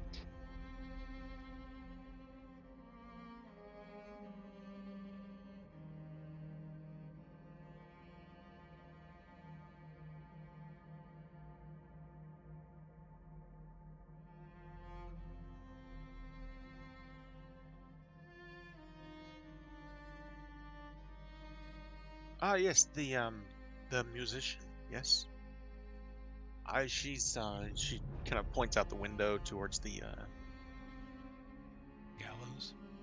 no, not the gallows, the shrine.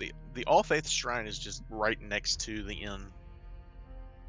No, there's not a gallows. She says, the tiefling. Yes, she's very skilled.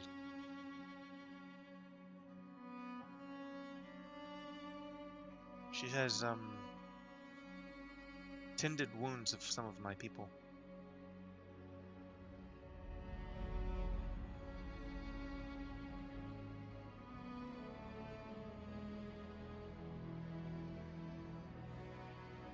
So, yes, while we're walking to the mayor's house, I'll ask her if we manage to find this, I'm sorry, wound?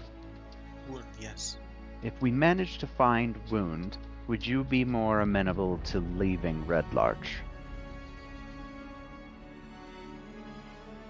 Sorry, would you be more willing to leave Red Larch?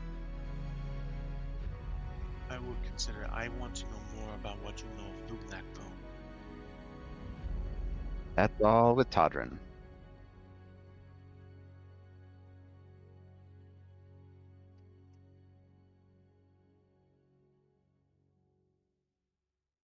She's as you are.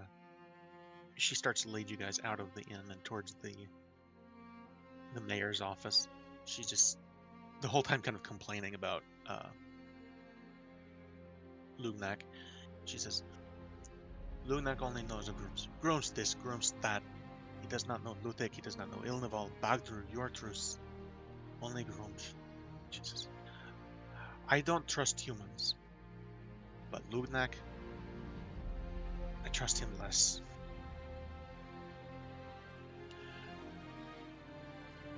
She keeps going, and along the way, some of the other orcs will kind of stop, and she'll just, no, it's okay. She says, he tells us, hold the road. There's no strength in this. There's no honor of Groomshire Bogthru in this. Perhaps Ilnival, but Lugnac says nothing of him. Only hold the road. You can see there's just this disgust, and she's sick of holding this road. She says, once you get there, she says, you know, Lugnac made 2 commands of Blood Axe. Hold the road. And she kind of gestures at their long road. And he demanded 1 newborn orc from our tribe each month. Do you know why? When she says that, I stiffen and I look at her. Excuse me, what? He demanded a newborn orc each month. Now our tribe has plenty of newborn orcs. This is no problem. We share newborn orcs with Lugnac because he demands it. But I don't know why. He made the same command of every tribe. In exchange, he promises this new orc kingdom from the Sword Mountains to the High Moor. And he promised to return Wound to the Blood Axe tribe. But for what purpose does he need newborn orcs? How much of that have I read researching demons? It comes up from time to time. If it comes up more than once, that's a big deal. Yeah, so sacrifices to demons, it's, you know, they'll sacrifice anything to a demon, whether it's a goat or a person. It's, you know, a newborn would not be unheard of. You don't know of any direct link between what Lugnac has done and necessarily what the that other tribe, Crimson Marauders. He's not from the Crimson Marauders or anything like that, as far as you know. It's possible, but she says, I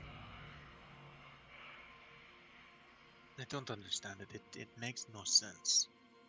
I'll kind of like I'll squint at her and I'll be like, listen, this might be offensive and I don't mean it to be.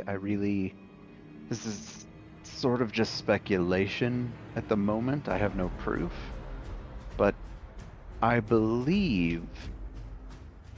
just believe that Lugnak and his generals, top people, I'm not sure what you would call them as orcs, but they're somehow involved with the demon lords.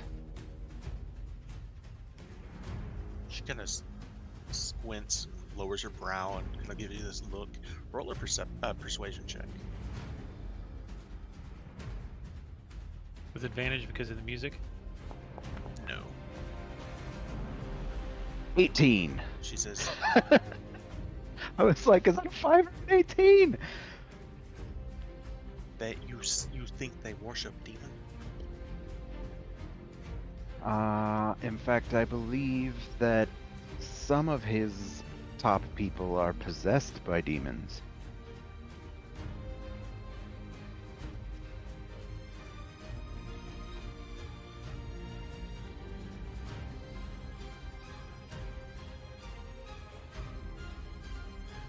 There's this long pause. And she just, I believe you. Yes, I do well, believe you. let's see if I can't find wound. Yes, that's fine. She says, no, go ahead.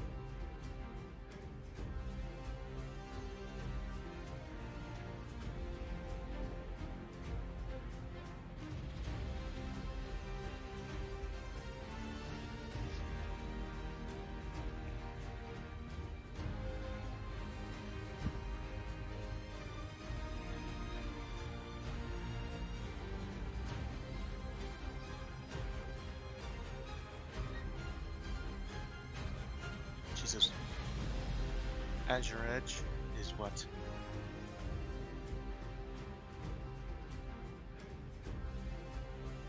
She kind of looks down at the axe. She just says,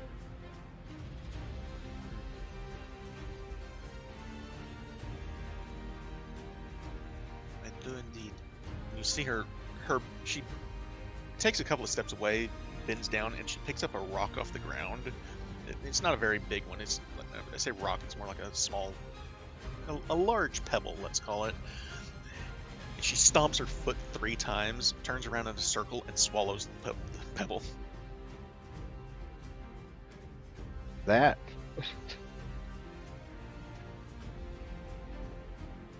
Ward off evil spirits.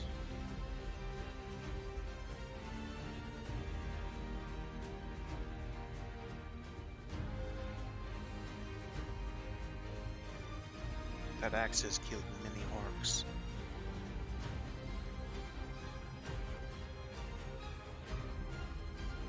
And there's the moment.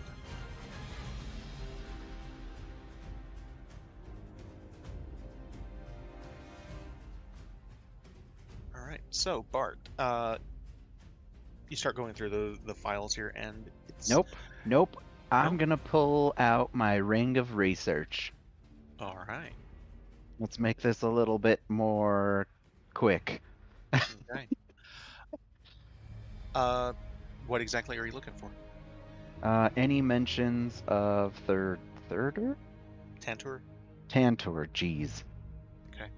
You find a lot of mentions of Tantor. You find everything from receipts for the smithy, things like that, like old deals. A lot of it, some of it's recent, some of it dates back 20, 30, 40 years.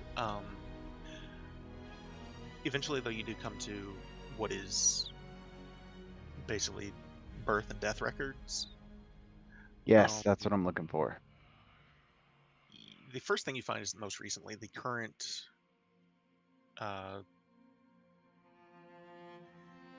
say head of the house is Eldris Tantor, and they have he's married, he has a son and 2 daughters. They range in age from about 10 to 15.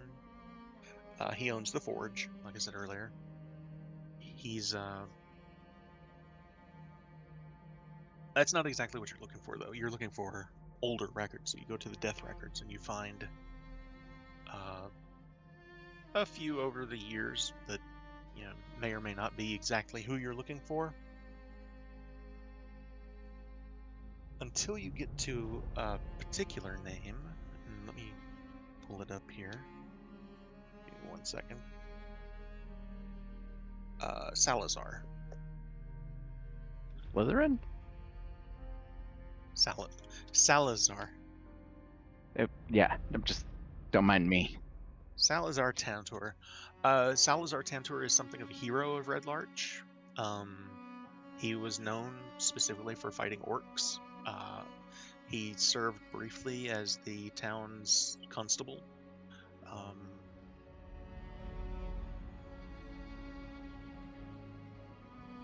And it is said that he is buried in the old cemetery to the northeast. Excellent. By now, you guys are looking at about noon, by the way. All right, I will rush back downstairs with the book and be like, we need to go dig up good old Salazar, see if it's with him. And while you go and get that done, perhaps we should go talk with, what was her name? The guy who runs, well, I guess his name, the guy who runs the smithy now? Eldris. Eldris. Yes, let's go talk to Eldris. He runs the Tantor smithy. Doricor says, that may be a problem. Uh-oh. I show you. Braca, come with us. And so she leads you. She leads you from the mayor's town, or the mayor's house, which is over here. I should have marked it, but I didn't. To the Tantor smithy, and you can see the place is torn apart. Oh. Just I assume you thought the axe would be here. We did. You see, they did a very thorough job of tearing it apart. There's like every wall panel has been pulled off. There's not a door that's still intact. They did everything short of burn the place down. And where are the family? We don't know. They're not here. They weren't here when you arrived? If they were, they may have fled to the militia camp at Lance Rock. Well, just because we might get to that point, if we need to go back to the militia camp, would we be able to safely return? She kind of looks to Braca and says, would you go with them again, back there? Braca kind of gives you both a look, or gives the group of you a look and says, I trust them. She says, if you can make sure that Braca is safe, then yes, you may return. Alrighty then.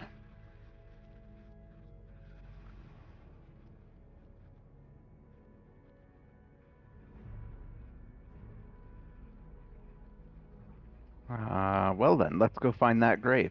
And we'll head to the, you said the northeastern grave site? Yeah, the Larch Path would take you there. Alright, let's go there. She says,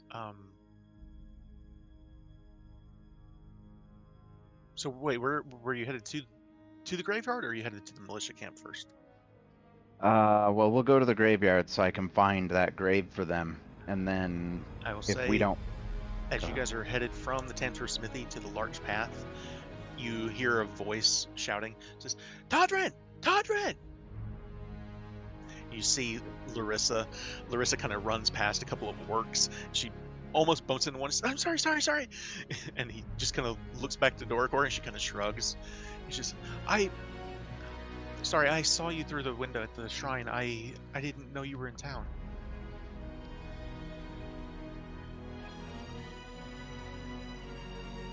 Yeah, they've, Doricor here, it's, they've treated us well, actually.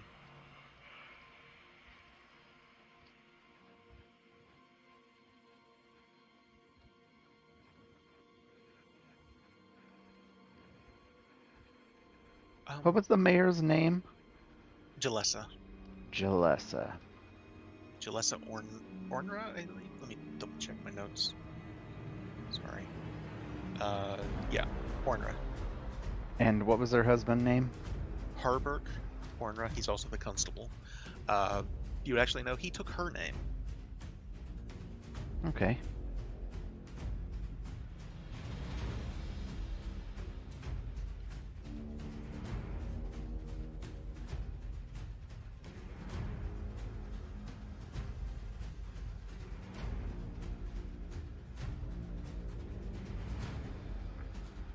That would be good.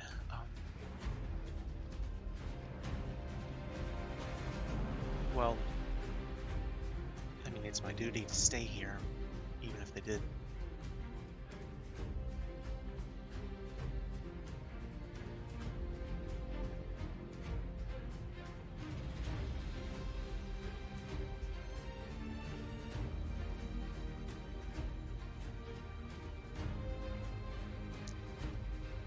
I mean, the best thing that you could do for me right now would be to resolve this.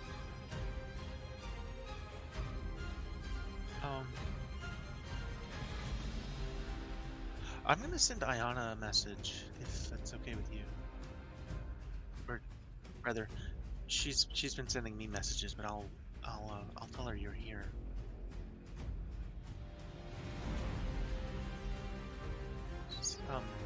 She kind of gives a soft nod. Larissa's she's got this kind of a light red hair along with the red skin of a tiefling. It's a very striking look. She's a very attractive woman, but Tottern, you would know more than anyone, she's also kind of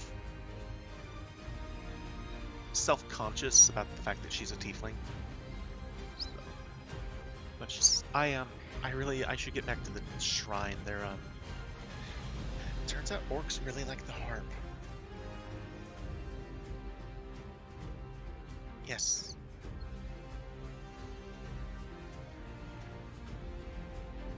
She wraps her arms around you.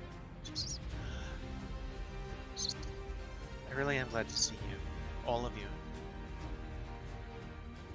Likewise. Good luck out there.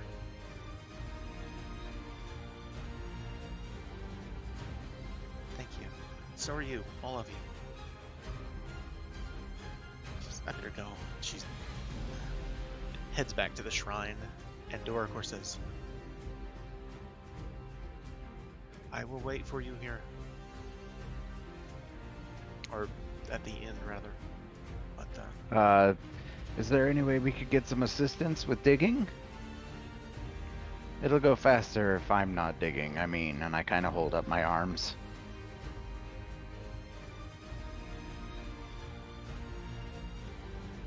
Yeah. She kind of looks to Braca, and Braca says, I've come this far. Excellent.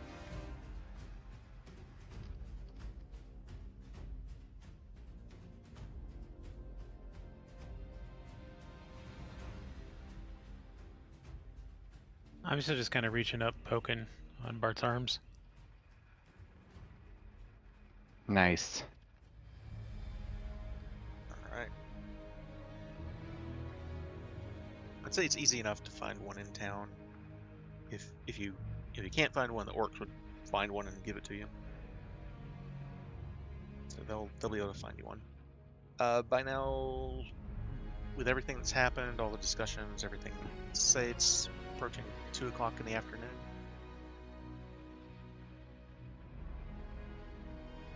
You guys head up the larch path towards the cemetery.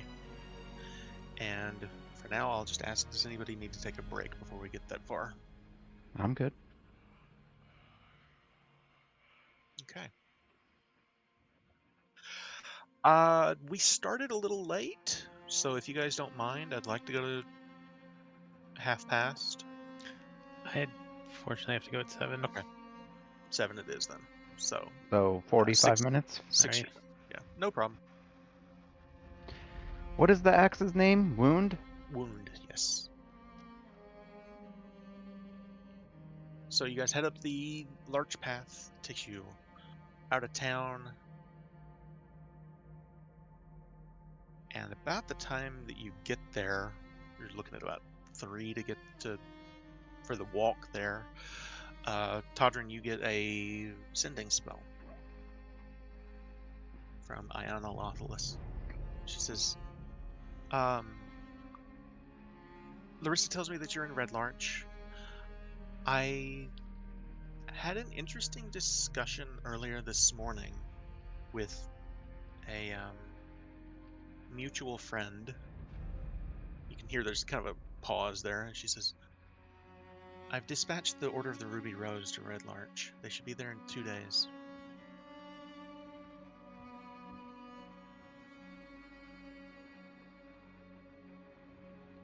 Yes.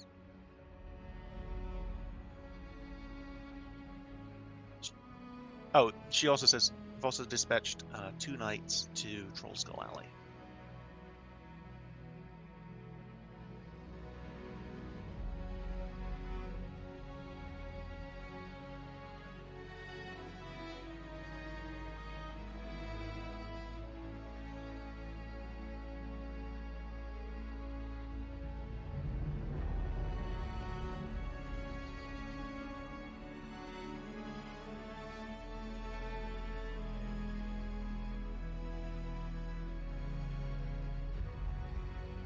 Sorry, I'm What? making sure. I'm making a note. Oh. I was like, what? Estoy pooping. She sends you one more message that just says, I don't know what's going on up there, but it seemed like the prudent thing to do to send the order.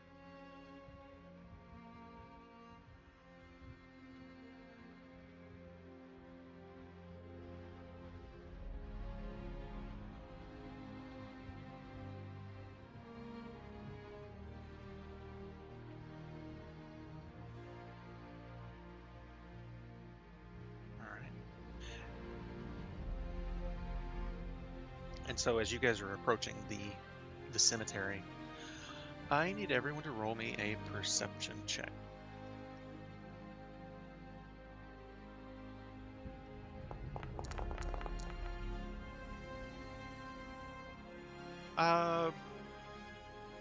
Oddly, no.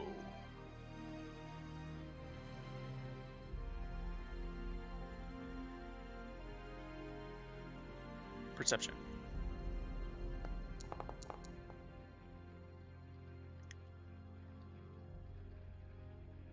So Mortimer, between the Todrin is distracted with the sending spell to Iona, Barton, as of late, are kind of eavesdropping a little bit. You're the one to notice. Actually, I should roll one for Esvele too. No, she doesn't notice. She's busy watching Todrin. I don't know why that didn't appear on the tracker. That's weird. You start to hear it first. There's a lot of activity coming from the cemetery. And then you come over a hill and you see it.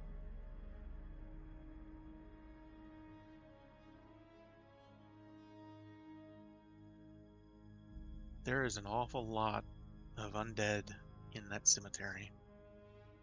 Oh boy. My favorite. You guys are about 100 feet out on, there's a hill that the path kind of crests over.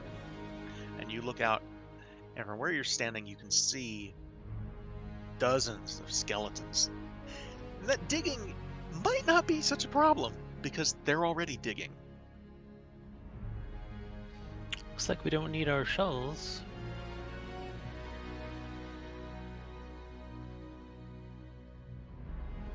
Oh fuck. That's not good. Whoops.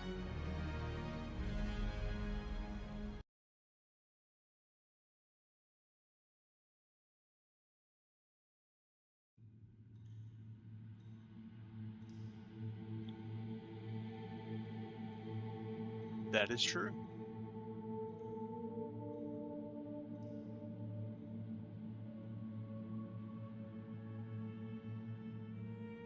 Oh, let me put Baraka on here since she's with you guys.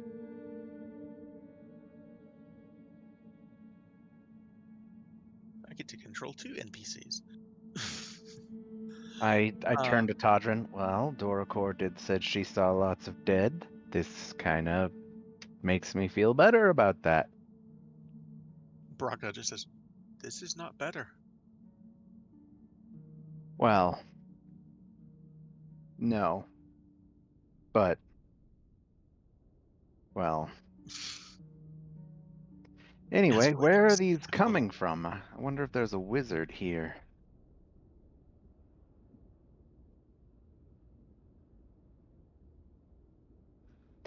I'll crack my knuckles and draw a Weaver. Shall we begin?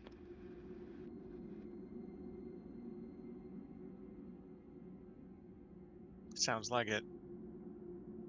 After you said the thing, go ahead.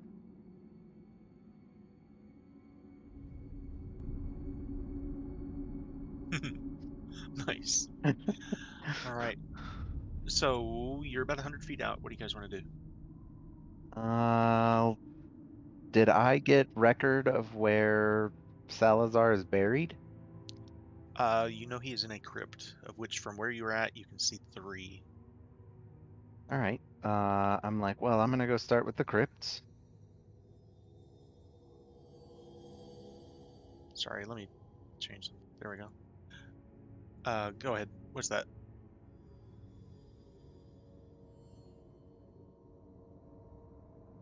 All right. I will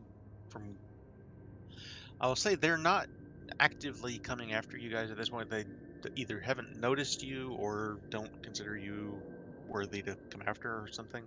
So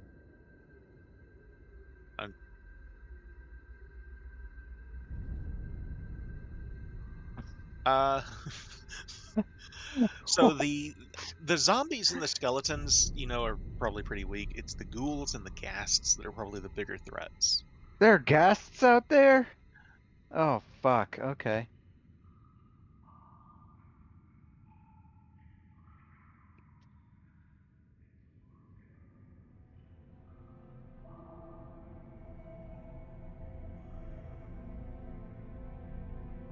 Yeah, but they're small fries except for the ghasts. Ghouls are a little more, but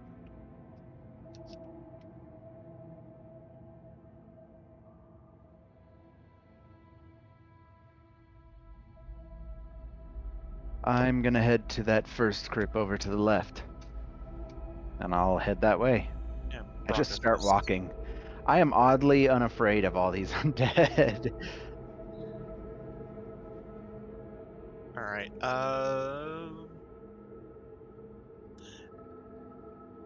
I will say, as you guys start to move, when you move through the gate, the zombies and the skeletons are still digging, but these 2 closest ghouls start heading your way. So, roll initiative. There's no combat. I know I'm about to figure all of that out here. Give me one. Oh, that's not it. Oh gosh, what have I done? No, not that. That's what I'm looking for. There we go. And I'm going to roll for the NPCs. I'm going to do these a clump at a time because there's a lot of them here.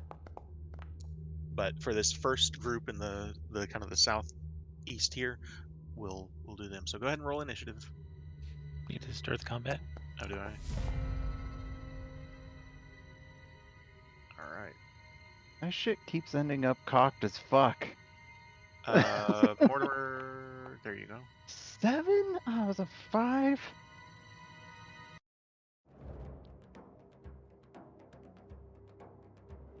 All right. First skeleton ignores you guys completely. The ghast, however, has now noticed you all and begins moving.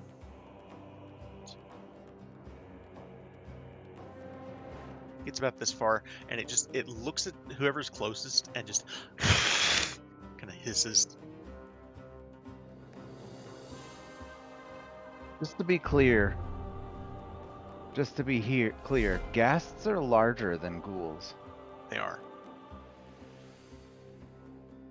The ghouls also, they kind of lope on, not necessarily on all fours, but they're kind of like almost, they use their hands to move as much as they do their legs almost. Yeah, The imagine a ghouls monkey. the ghouls are standing a little more upright. Yeah. They look more dangerous. No, the ghasts are more upright. Yeah, that's right. Yes, sorry, that's what I meant. The undead are my specialty. Todrin, it is your turn.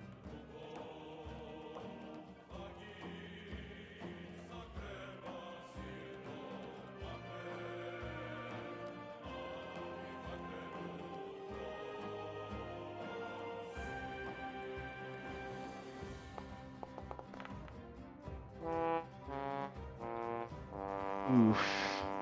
Azurage flies out, goes right over the ghoul's shoulder, or the ghast's shoulder, and it comes back flying and goes over the other shoulder. And when she gets back to your hand, she just says, "Was that your fault or mine?"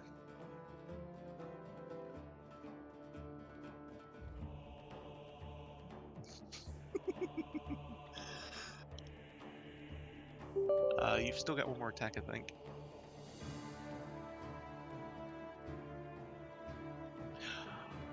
Okay. It's important to know.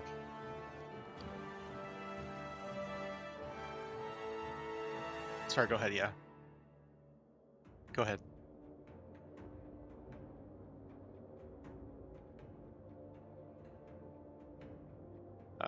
Go ahead and move now.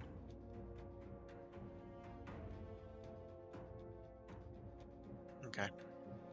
Esvalet is going to join you. 4, 5, 6. She's gonna come on to the. Actually, she's gonna come to this side. What side? Is that why you're haranguing me? And she's gonna take a swing with her rapier elegance.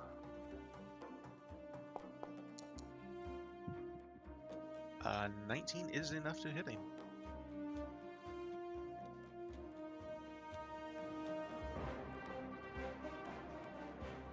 And because you're there, she gets an additional 46.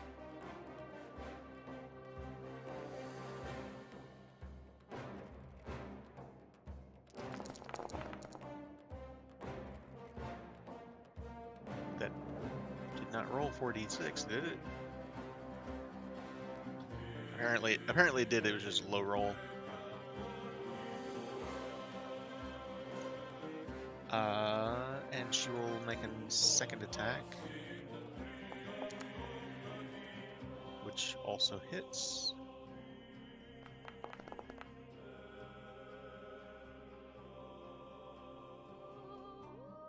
Well, damn, she did almost as much damage with the second attack as she did with sneak attack. Skeletons. Again, all of these skeletons, they kind of raise their head up and kind of cock their head to the side, but none of them start moving at you guys yet.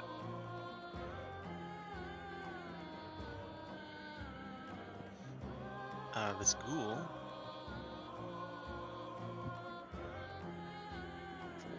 4, 5, 6. Comes up to Mortimer.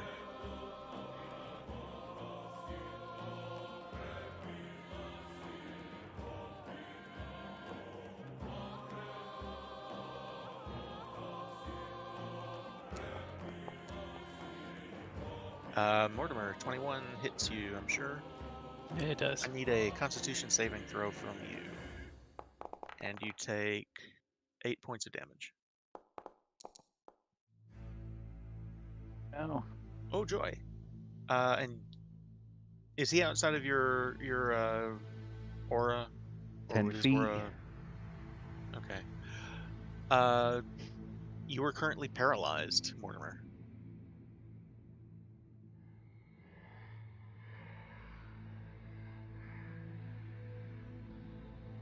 If I can find paralyzed on here. Oh gosh, there's so many things on here. Why aren't they? Why aren't these in alphabetical order? It'd be too easy, Kaysen. There it is. Paralyzed. Okay. So yeah, its claws rake into you, and you find yourself, your entire body just locks up in place.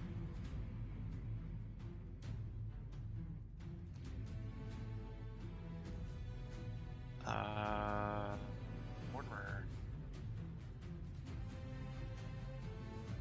You can repeat the saving throw at the end of each of your turns. So if you would like to go ahead and give me another try at that saving throw. You do manage to break out Shake it off. at the end of your turn.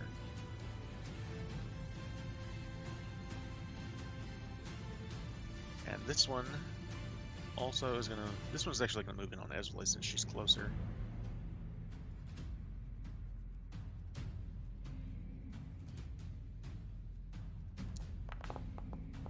Uh, 10 is not going to hit her though.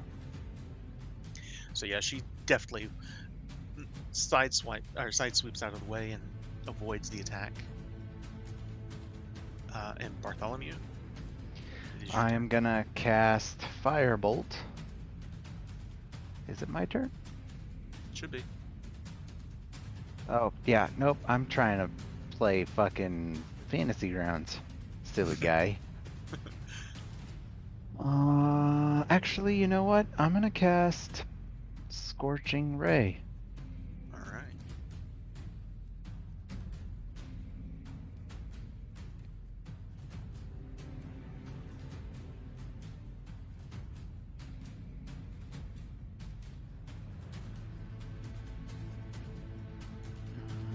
Does each ray get an attack roll?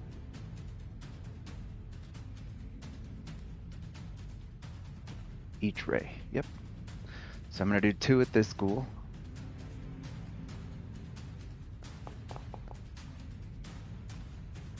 $15 hits.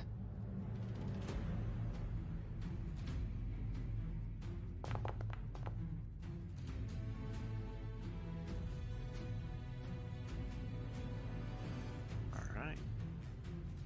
I do that again?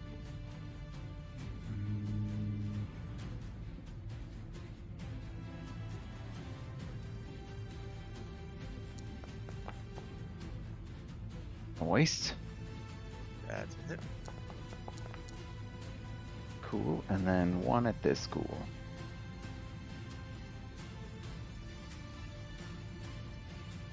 I like how you can choose not to use a spell slot.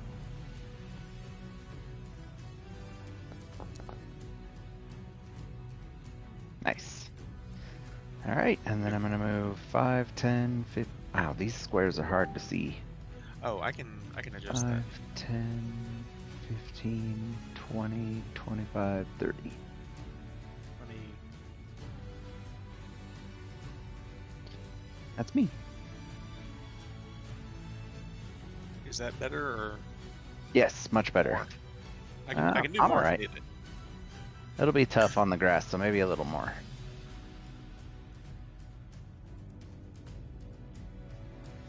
All right.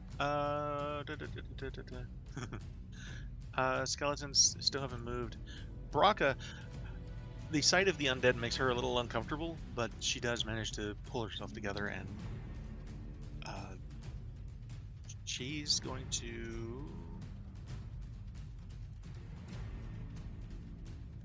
Are you still moving towards that crypt? Yes. I'm gonna say she's actually gonna come with you just to act as like a bodyguard or something. Cool. I like help. Todrin.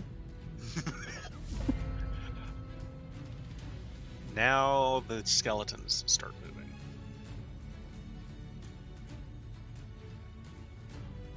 2, 5, 6.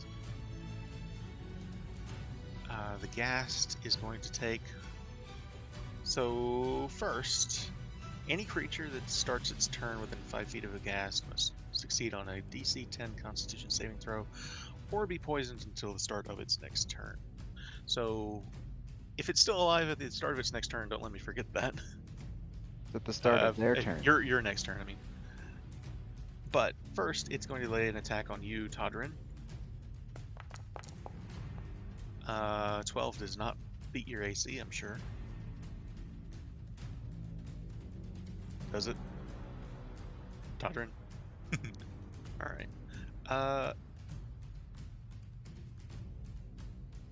Oh, these guys don't have multi-attack, okay. I thought the ghasts might. I knew the ghouls didn't. Yeah, no. So yeah. This one drops its shovel and starts moving towards you guys. Yeah, you can see they're digging up these graves. And we come back to Todrin.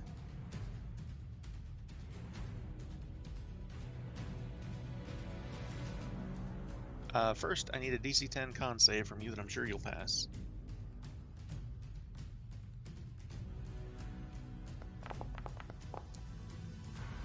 There you go.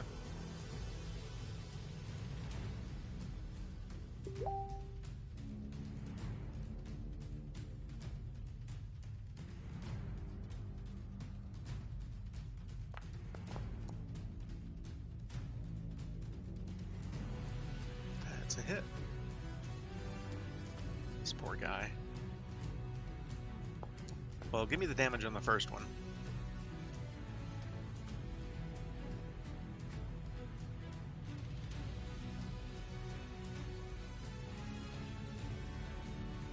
Oh, you rolled 13 damage on that, so that alone is enough to kill him. So you've got one more attack then.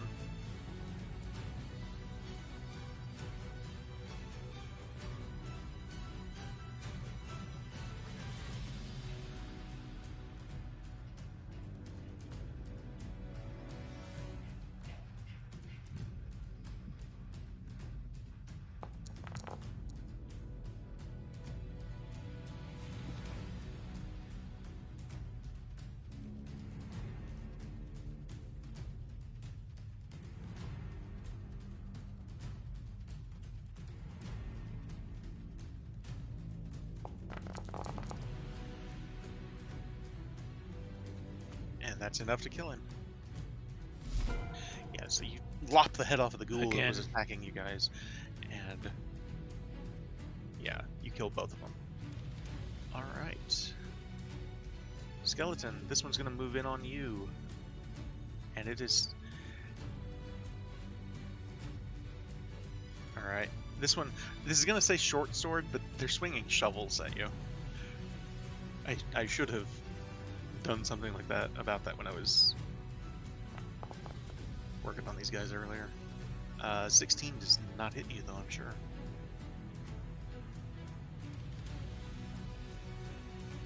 Alright, Esvele is going to come down here and she's going to help you, Mortimer. She takes the pointy end of elegance, tries to stick it into the back of this poor innocent ghoul.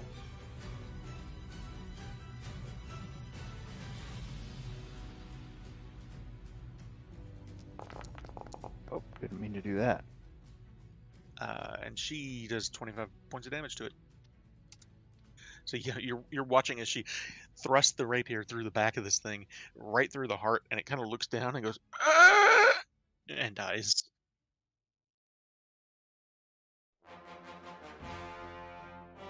And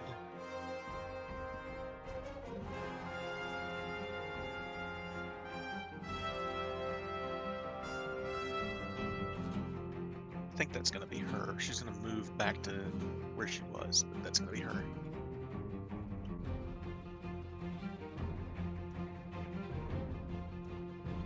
Yeah, you guys definitely have their attention now.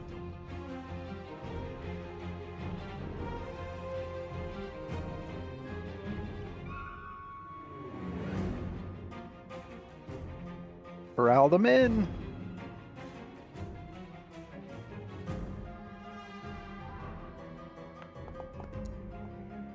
I don't think a 15 hits you. Sure don't. Jesus. There's a 23.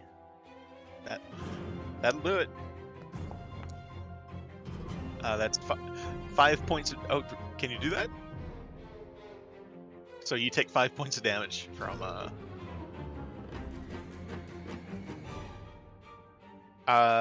Reduce it. Yeah. Yeah. Jesus. Can't hit you, and when they do, it does nothing. This one's gonna take a swing at Esvalay.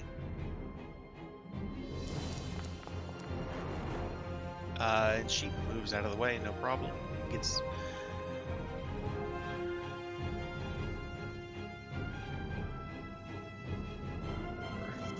Six.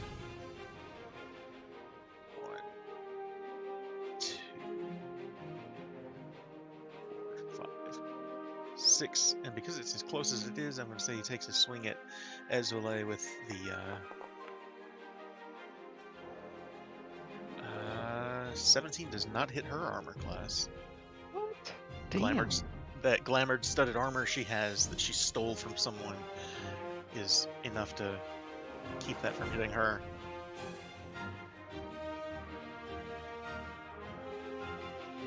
Five, 6, 2, 4, 6. This one's going to move in, and the zombie is going to take an attack on you, Todrin. Slam. Indeed. Not with a 12. Skeleton. 1, 2, 3, 4, 5, and 6. Zombie. 3, 4, 5.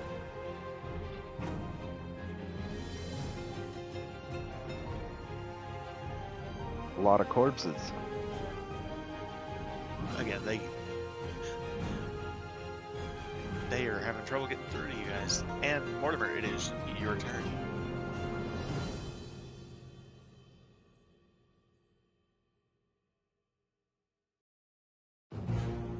I'm going to move up to here, constantly mumbling a prayer, and then I'm going to use Channel Divinity to literally just destroy all of them. Awesome. What is the range on Channel Divinity? It's 30 feet, so we target here. It's a good thing you killed that ghast.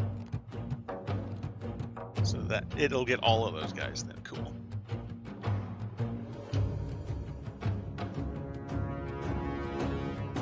So do I need to roll for them, or do you? Well, I'm trying to select them all. Alright. Why is it only letting me do one at a time? That's odd. Alright, whatever. There you go. Well, yeah, that's got everyone else, though. Well, we'll just ignore it for them.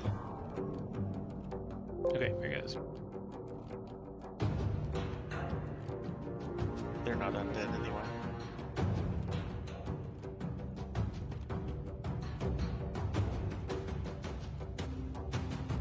Oh, I guess I don't have a button for it. So yeah, just a DC 16 Okay. for all of these guys. Wonder if I can...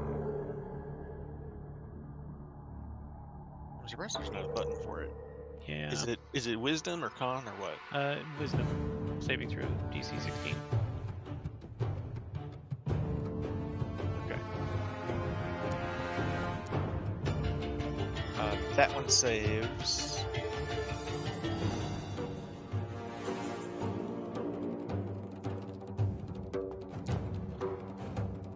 That one does not.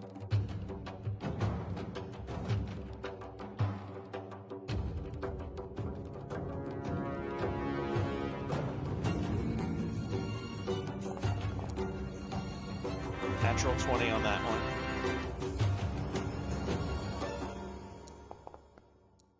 Uh, 11 for the zombie.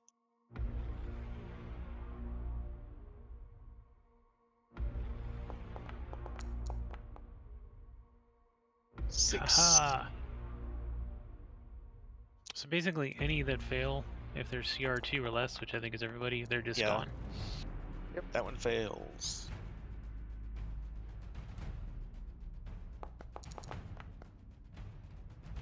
That one fails. I'm doing them line by line here, just so everyone's clear on the order I'm going in. This is the one below Azvalai. That one fails.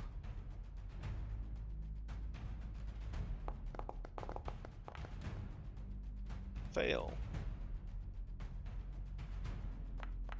Zombie. Fail. Skeleton. Another natural Damn, 20. Skeletons, what the hell? More of them have failed than have succeeded, at least.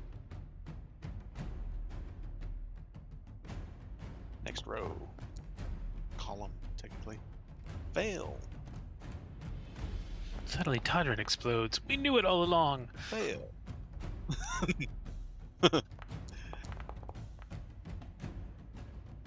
And Wow. I don't know, did that roll that twice? That's weird. Okay, so you killed all of them except for 3. And 2 of those are natural 20s. All right, they So deserve to live. You guys watch as just this explosion of bones and everything, and they just erupt into dust, and it's everywhere. Everyone's just sneezing. Nice. All right. Nice. Halfway through the Shield Guardian dance, I just stop. Huh. All right then. Good job, Mart. And I'll actually I'll target this one. I'll cast the hell Firebolt at it.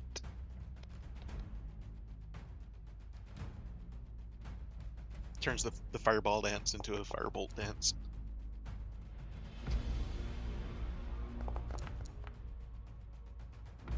Goodness. Yeah, you turn Nice. that one. That's enough to kill it. Cool. 5, 10, 15, 20, 25, 30. Almost to the first crypt. All right. This one finally gets to move.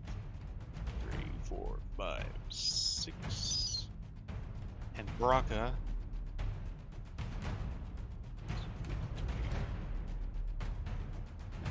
I'll say she's gonna use her. She's gonna use her dash just to get up to the door here.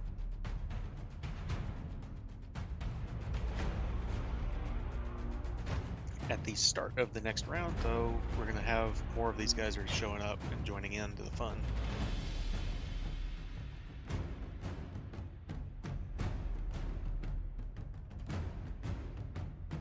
So.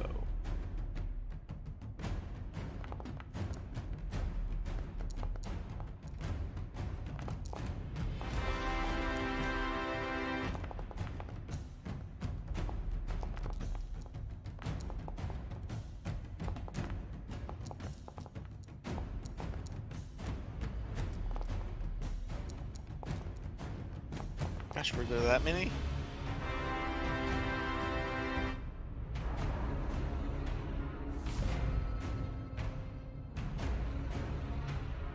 I didn't realize the Firebolt got stronger at level 11. Todrin, this one, 3d10. this one's just gonna dash at you. Jesus. This one is also going to dash.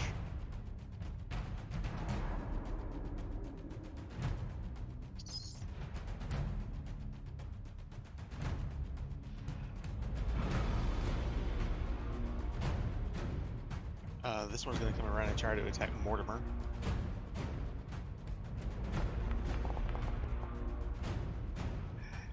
That is not going to hit Mortimer.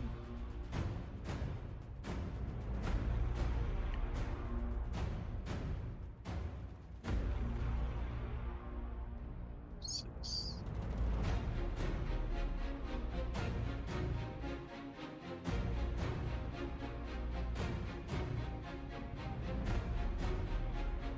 That one's going to dash.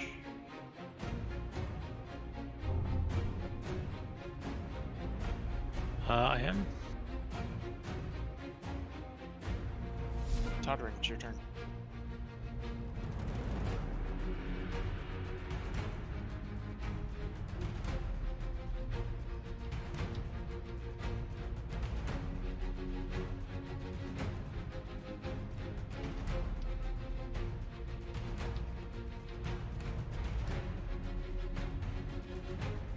Aliens? What are you?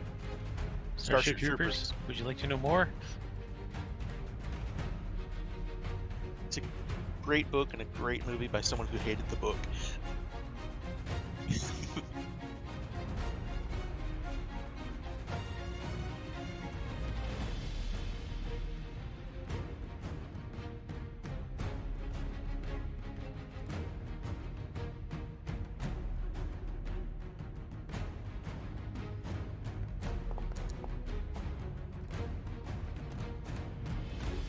That is true.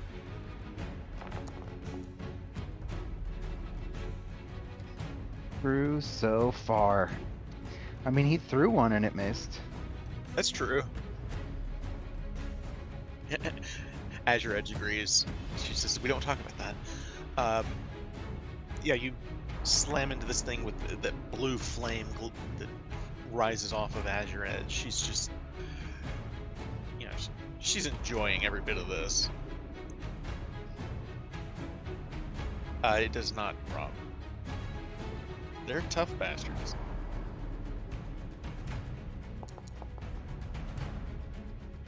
That does hit it.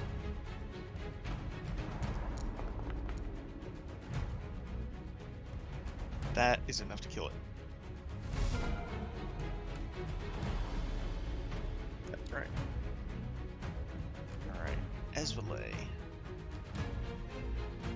Seeing the Ghast as the biggest threat on the field right now, she's going to come up and she's going to poke him with it. Elegance. An 18 will hit. She's going to try and use her sneak attack on the second attack here, just in case. We're going to see.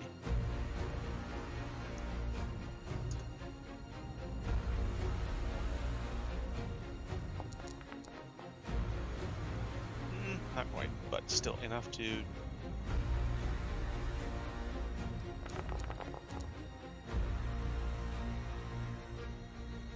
Almost enough to kill it, actually. Not quite, though. We do, however, have 6, 7, 8, 9, 10, 11, 12.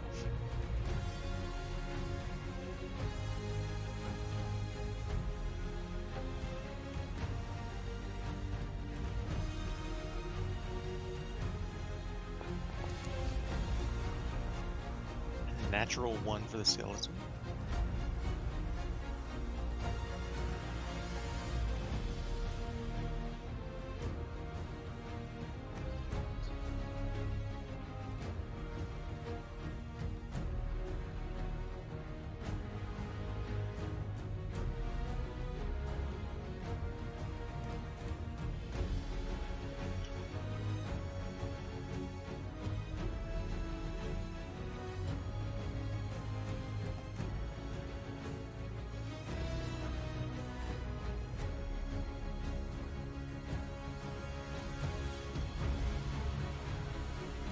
Tondran, this one's going to take a swing at you with a shovel.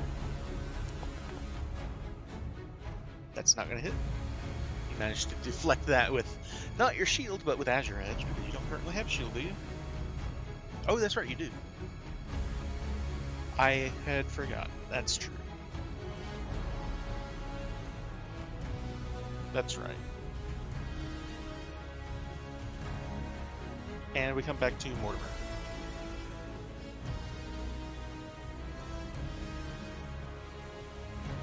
Let's see.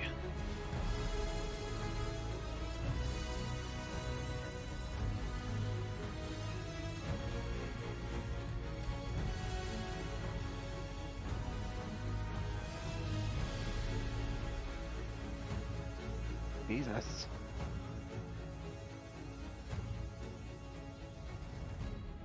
Every time I went... It's like a line of balefire.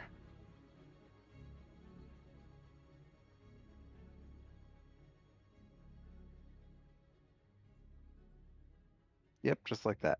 Okay, so this will be 2 potential attacks of opportunity for the skeletons. Oh, right.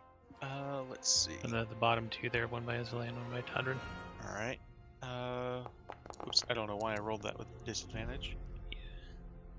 We could take both rolls. It was an 8 and a 10 naturally anyway, so neither one of them would have hit you. Does a 16 hit your armor class? It does. So you take 3 points of damage. As the second one swipes at you with its claws. Or I will then Oh, chant sure. my divinity as well, which should capture all of these guys.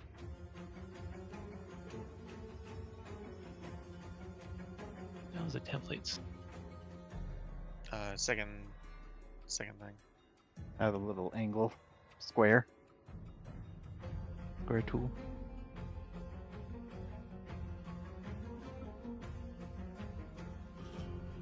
Okay, yeah. So just below those guys. Okay.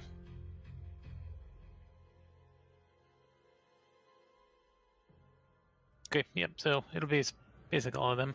Same thing. DC 16. All right, I'm gonna do something real quick here. So -1 to the skeletons. Straight up. So skeleton. What's the DC again? 1/6. We're baking you a cake. This is a black. Fail on the first one. The fuck is that? Success This on the is a second one. Black Widow egg Gast sack. rolls My a straight 10, which is a Anyways, this failure. Right here's my pet Black Widow, He is Charlotte, CR2, and she's so he actually making dies. the He egg sack that dies. I just had within my hand. She starts off this web-making process by stitching Skeleton. web together with her spinnerets until Fail. she produces a flat disc of web. This is the ghoul Then, next to with you. sheer determination, she continues this process as she makes her way around Natural 20. barely adding fibers at a time. The skeleton that attacked you also succeeds. The one above Todrin fails. This is the Gast next to Todrin. He fails. This is the skeleton below Azalea. He fails. This is the other ghoul. He fails. Go to jail. And the last skeleton Fail save, goes to jail. fails. Alright. Sorry, is there anything else on your turn? Nope. Just destroying all of them. Alright. So yeah, with another flash of radiant brilliance, another just dusting of bone meal and zombie parts, and just, it's a mess. But it's less zombies, which is great.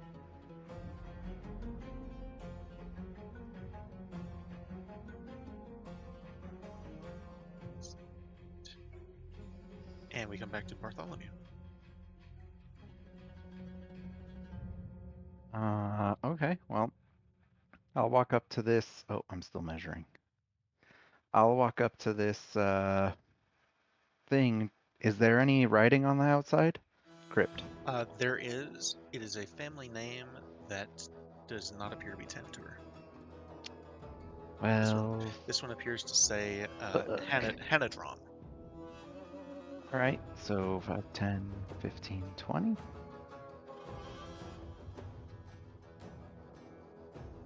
Firebolt. Sorry about that. It. It's a hit. 26. 9. That's less climactic, but that's okay. He survives that one, but the firebolt hits like right in the rib cage, and you just see bone pieces just fly apart as it turns to you with that shovel, and it like raises it like, "Get off my lawn!"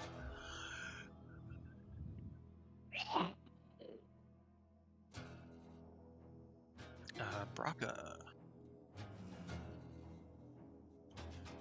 Well, the undead are my specialty.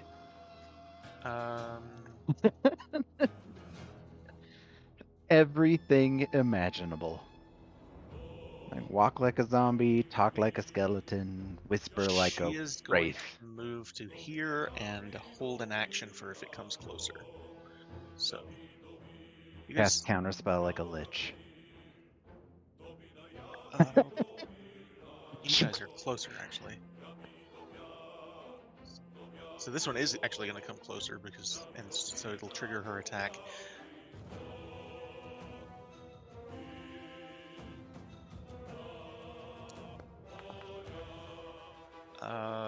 She's actually a 9 is enough to hit a zombie.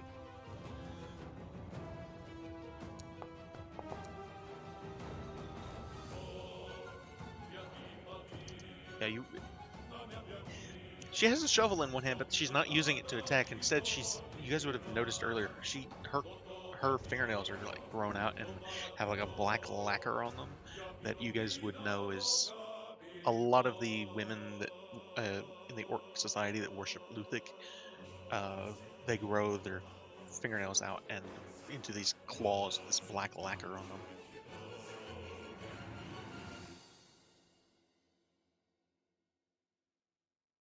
Hardens their nails enough to the point that they can use them as a weapon. You would have noticed Bonebreaker Dorcord done the same. 14 is, however, enough to hit her. Ooh. She doesn't I seem see terribly worried about fireballs it. in their future.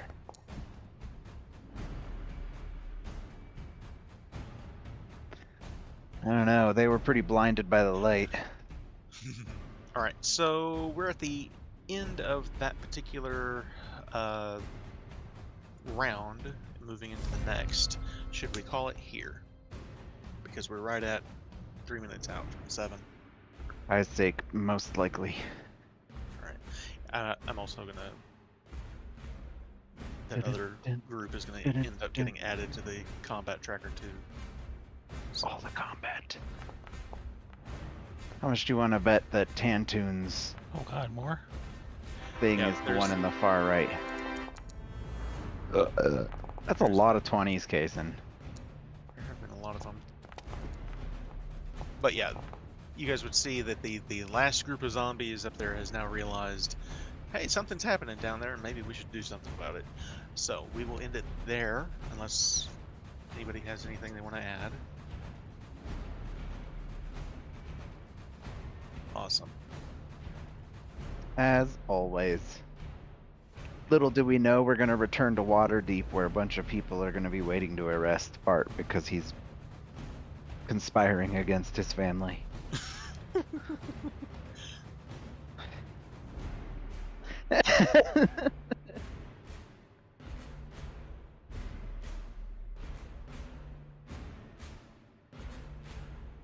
Stop the music here. So, what did everybody think? As always, stuff. Great excellently atmosphere. executed.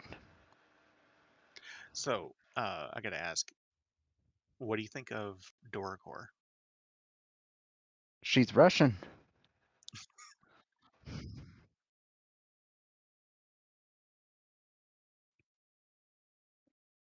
Yeah, that was cool. I've meant to have more just to show what the orcs are like, and it's just, for the most part we've been fighting orcs, and this is the first opportunity I've really had to have, you guys speak to them rather than fight them. Not gonna lie, I feel very much like we're about to throw down with all of the people outside because of the orcs. Like, it's really strange. Where suddenly I'm pro-orc. It's like those They're just rabble, rabble, misunderstood. rabble, rabble, rabble.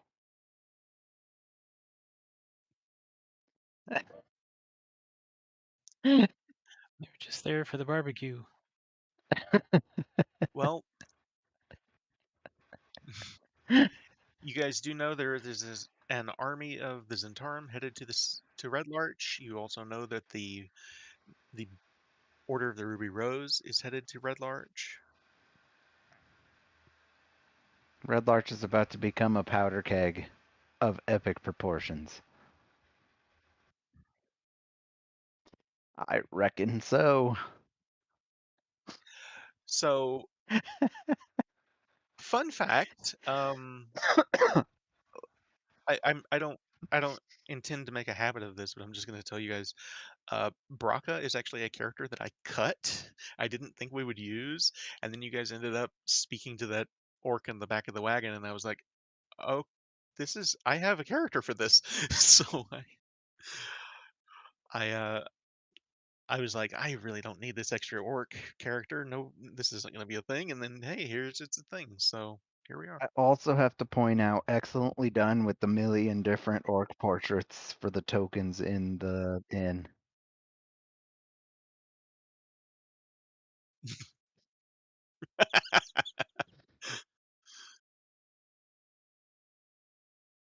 And none She of it is money. so this is kind of interesting, but the one of Matt Colville's books came out, and she was in it. The name was in it. My Bonebreaker Dorkor is almost nothing like his Bonebreaker Dorkor, except they're both women and both tall and muscular, and the chief of their tribe. So it was I saw that name and I was like, "That's a cool name. I got to use that." And so I also the portrait is from his book of her. So I will use her portrait for the recap. So the full thing. In fact, I think I've got it handy. I'll go ahead and post it.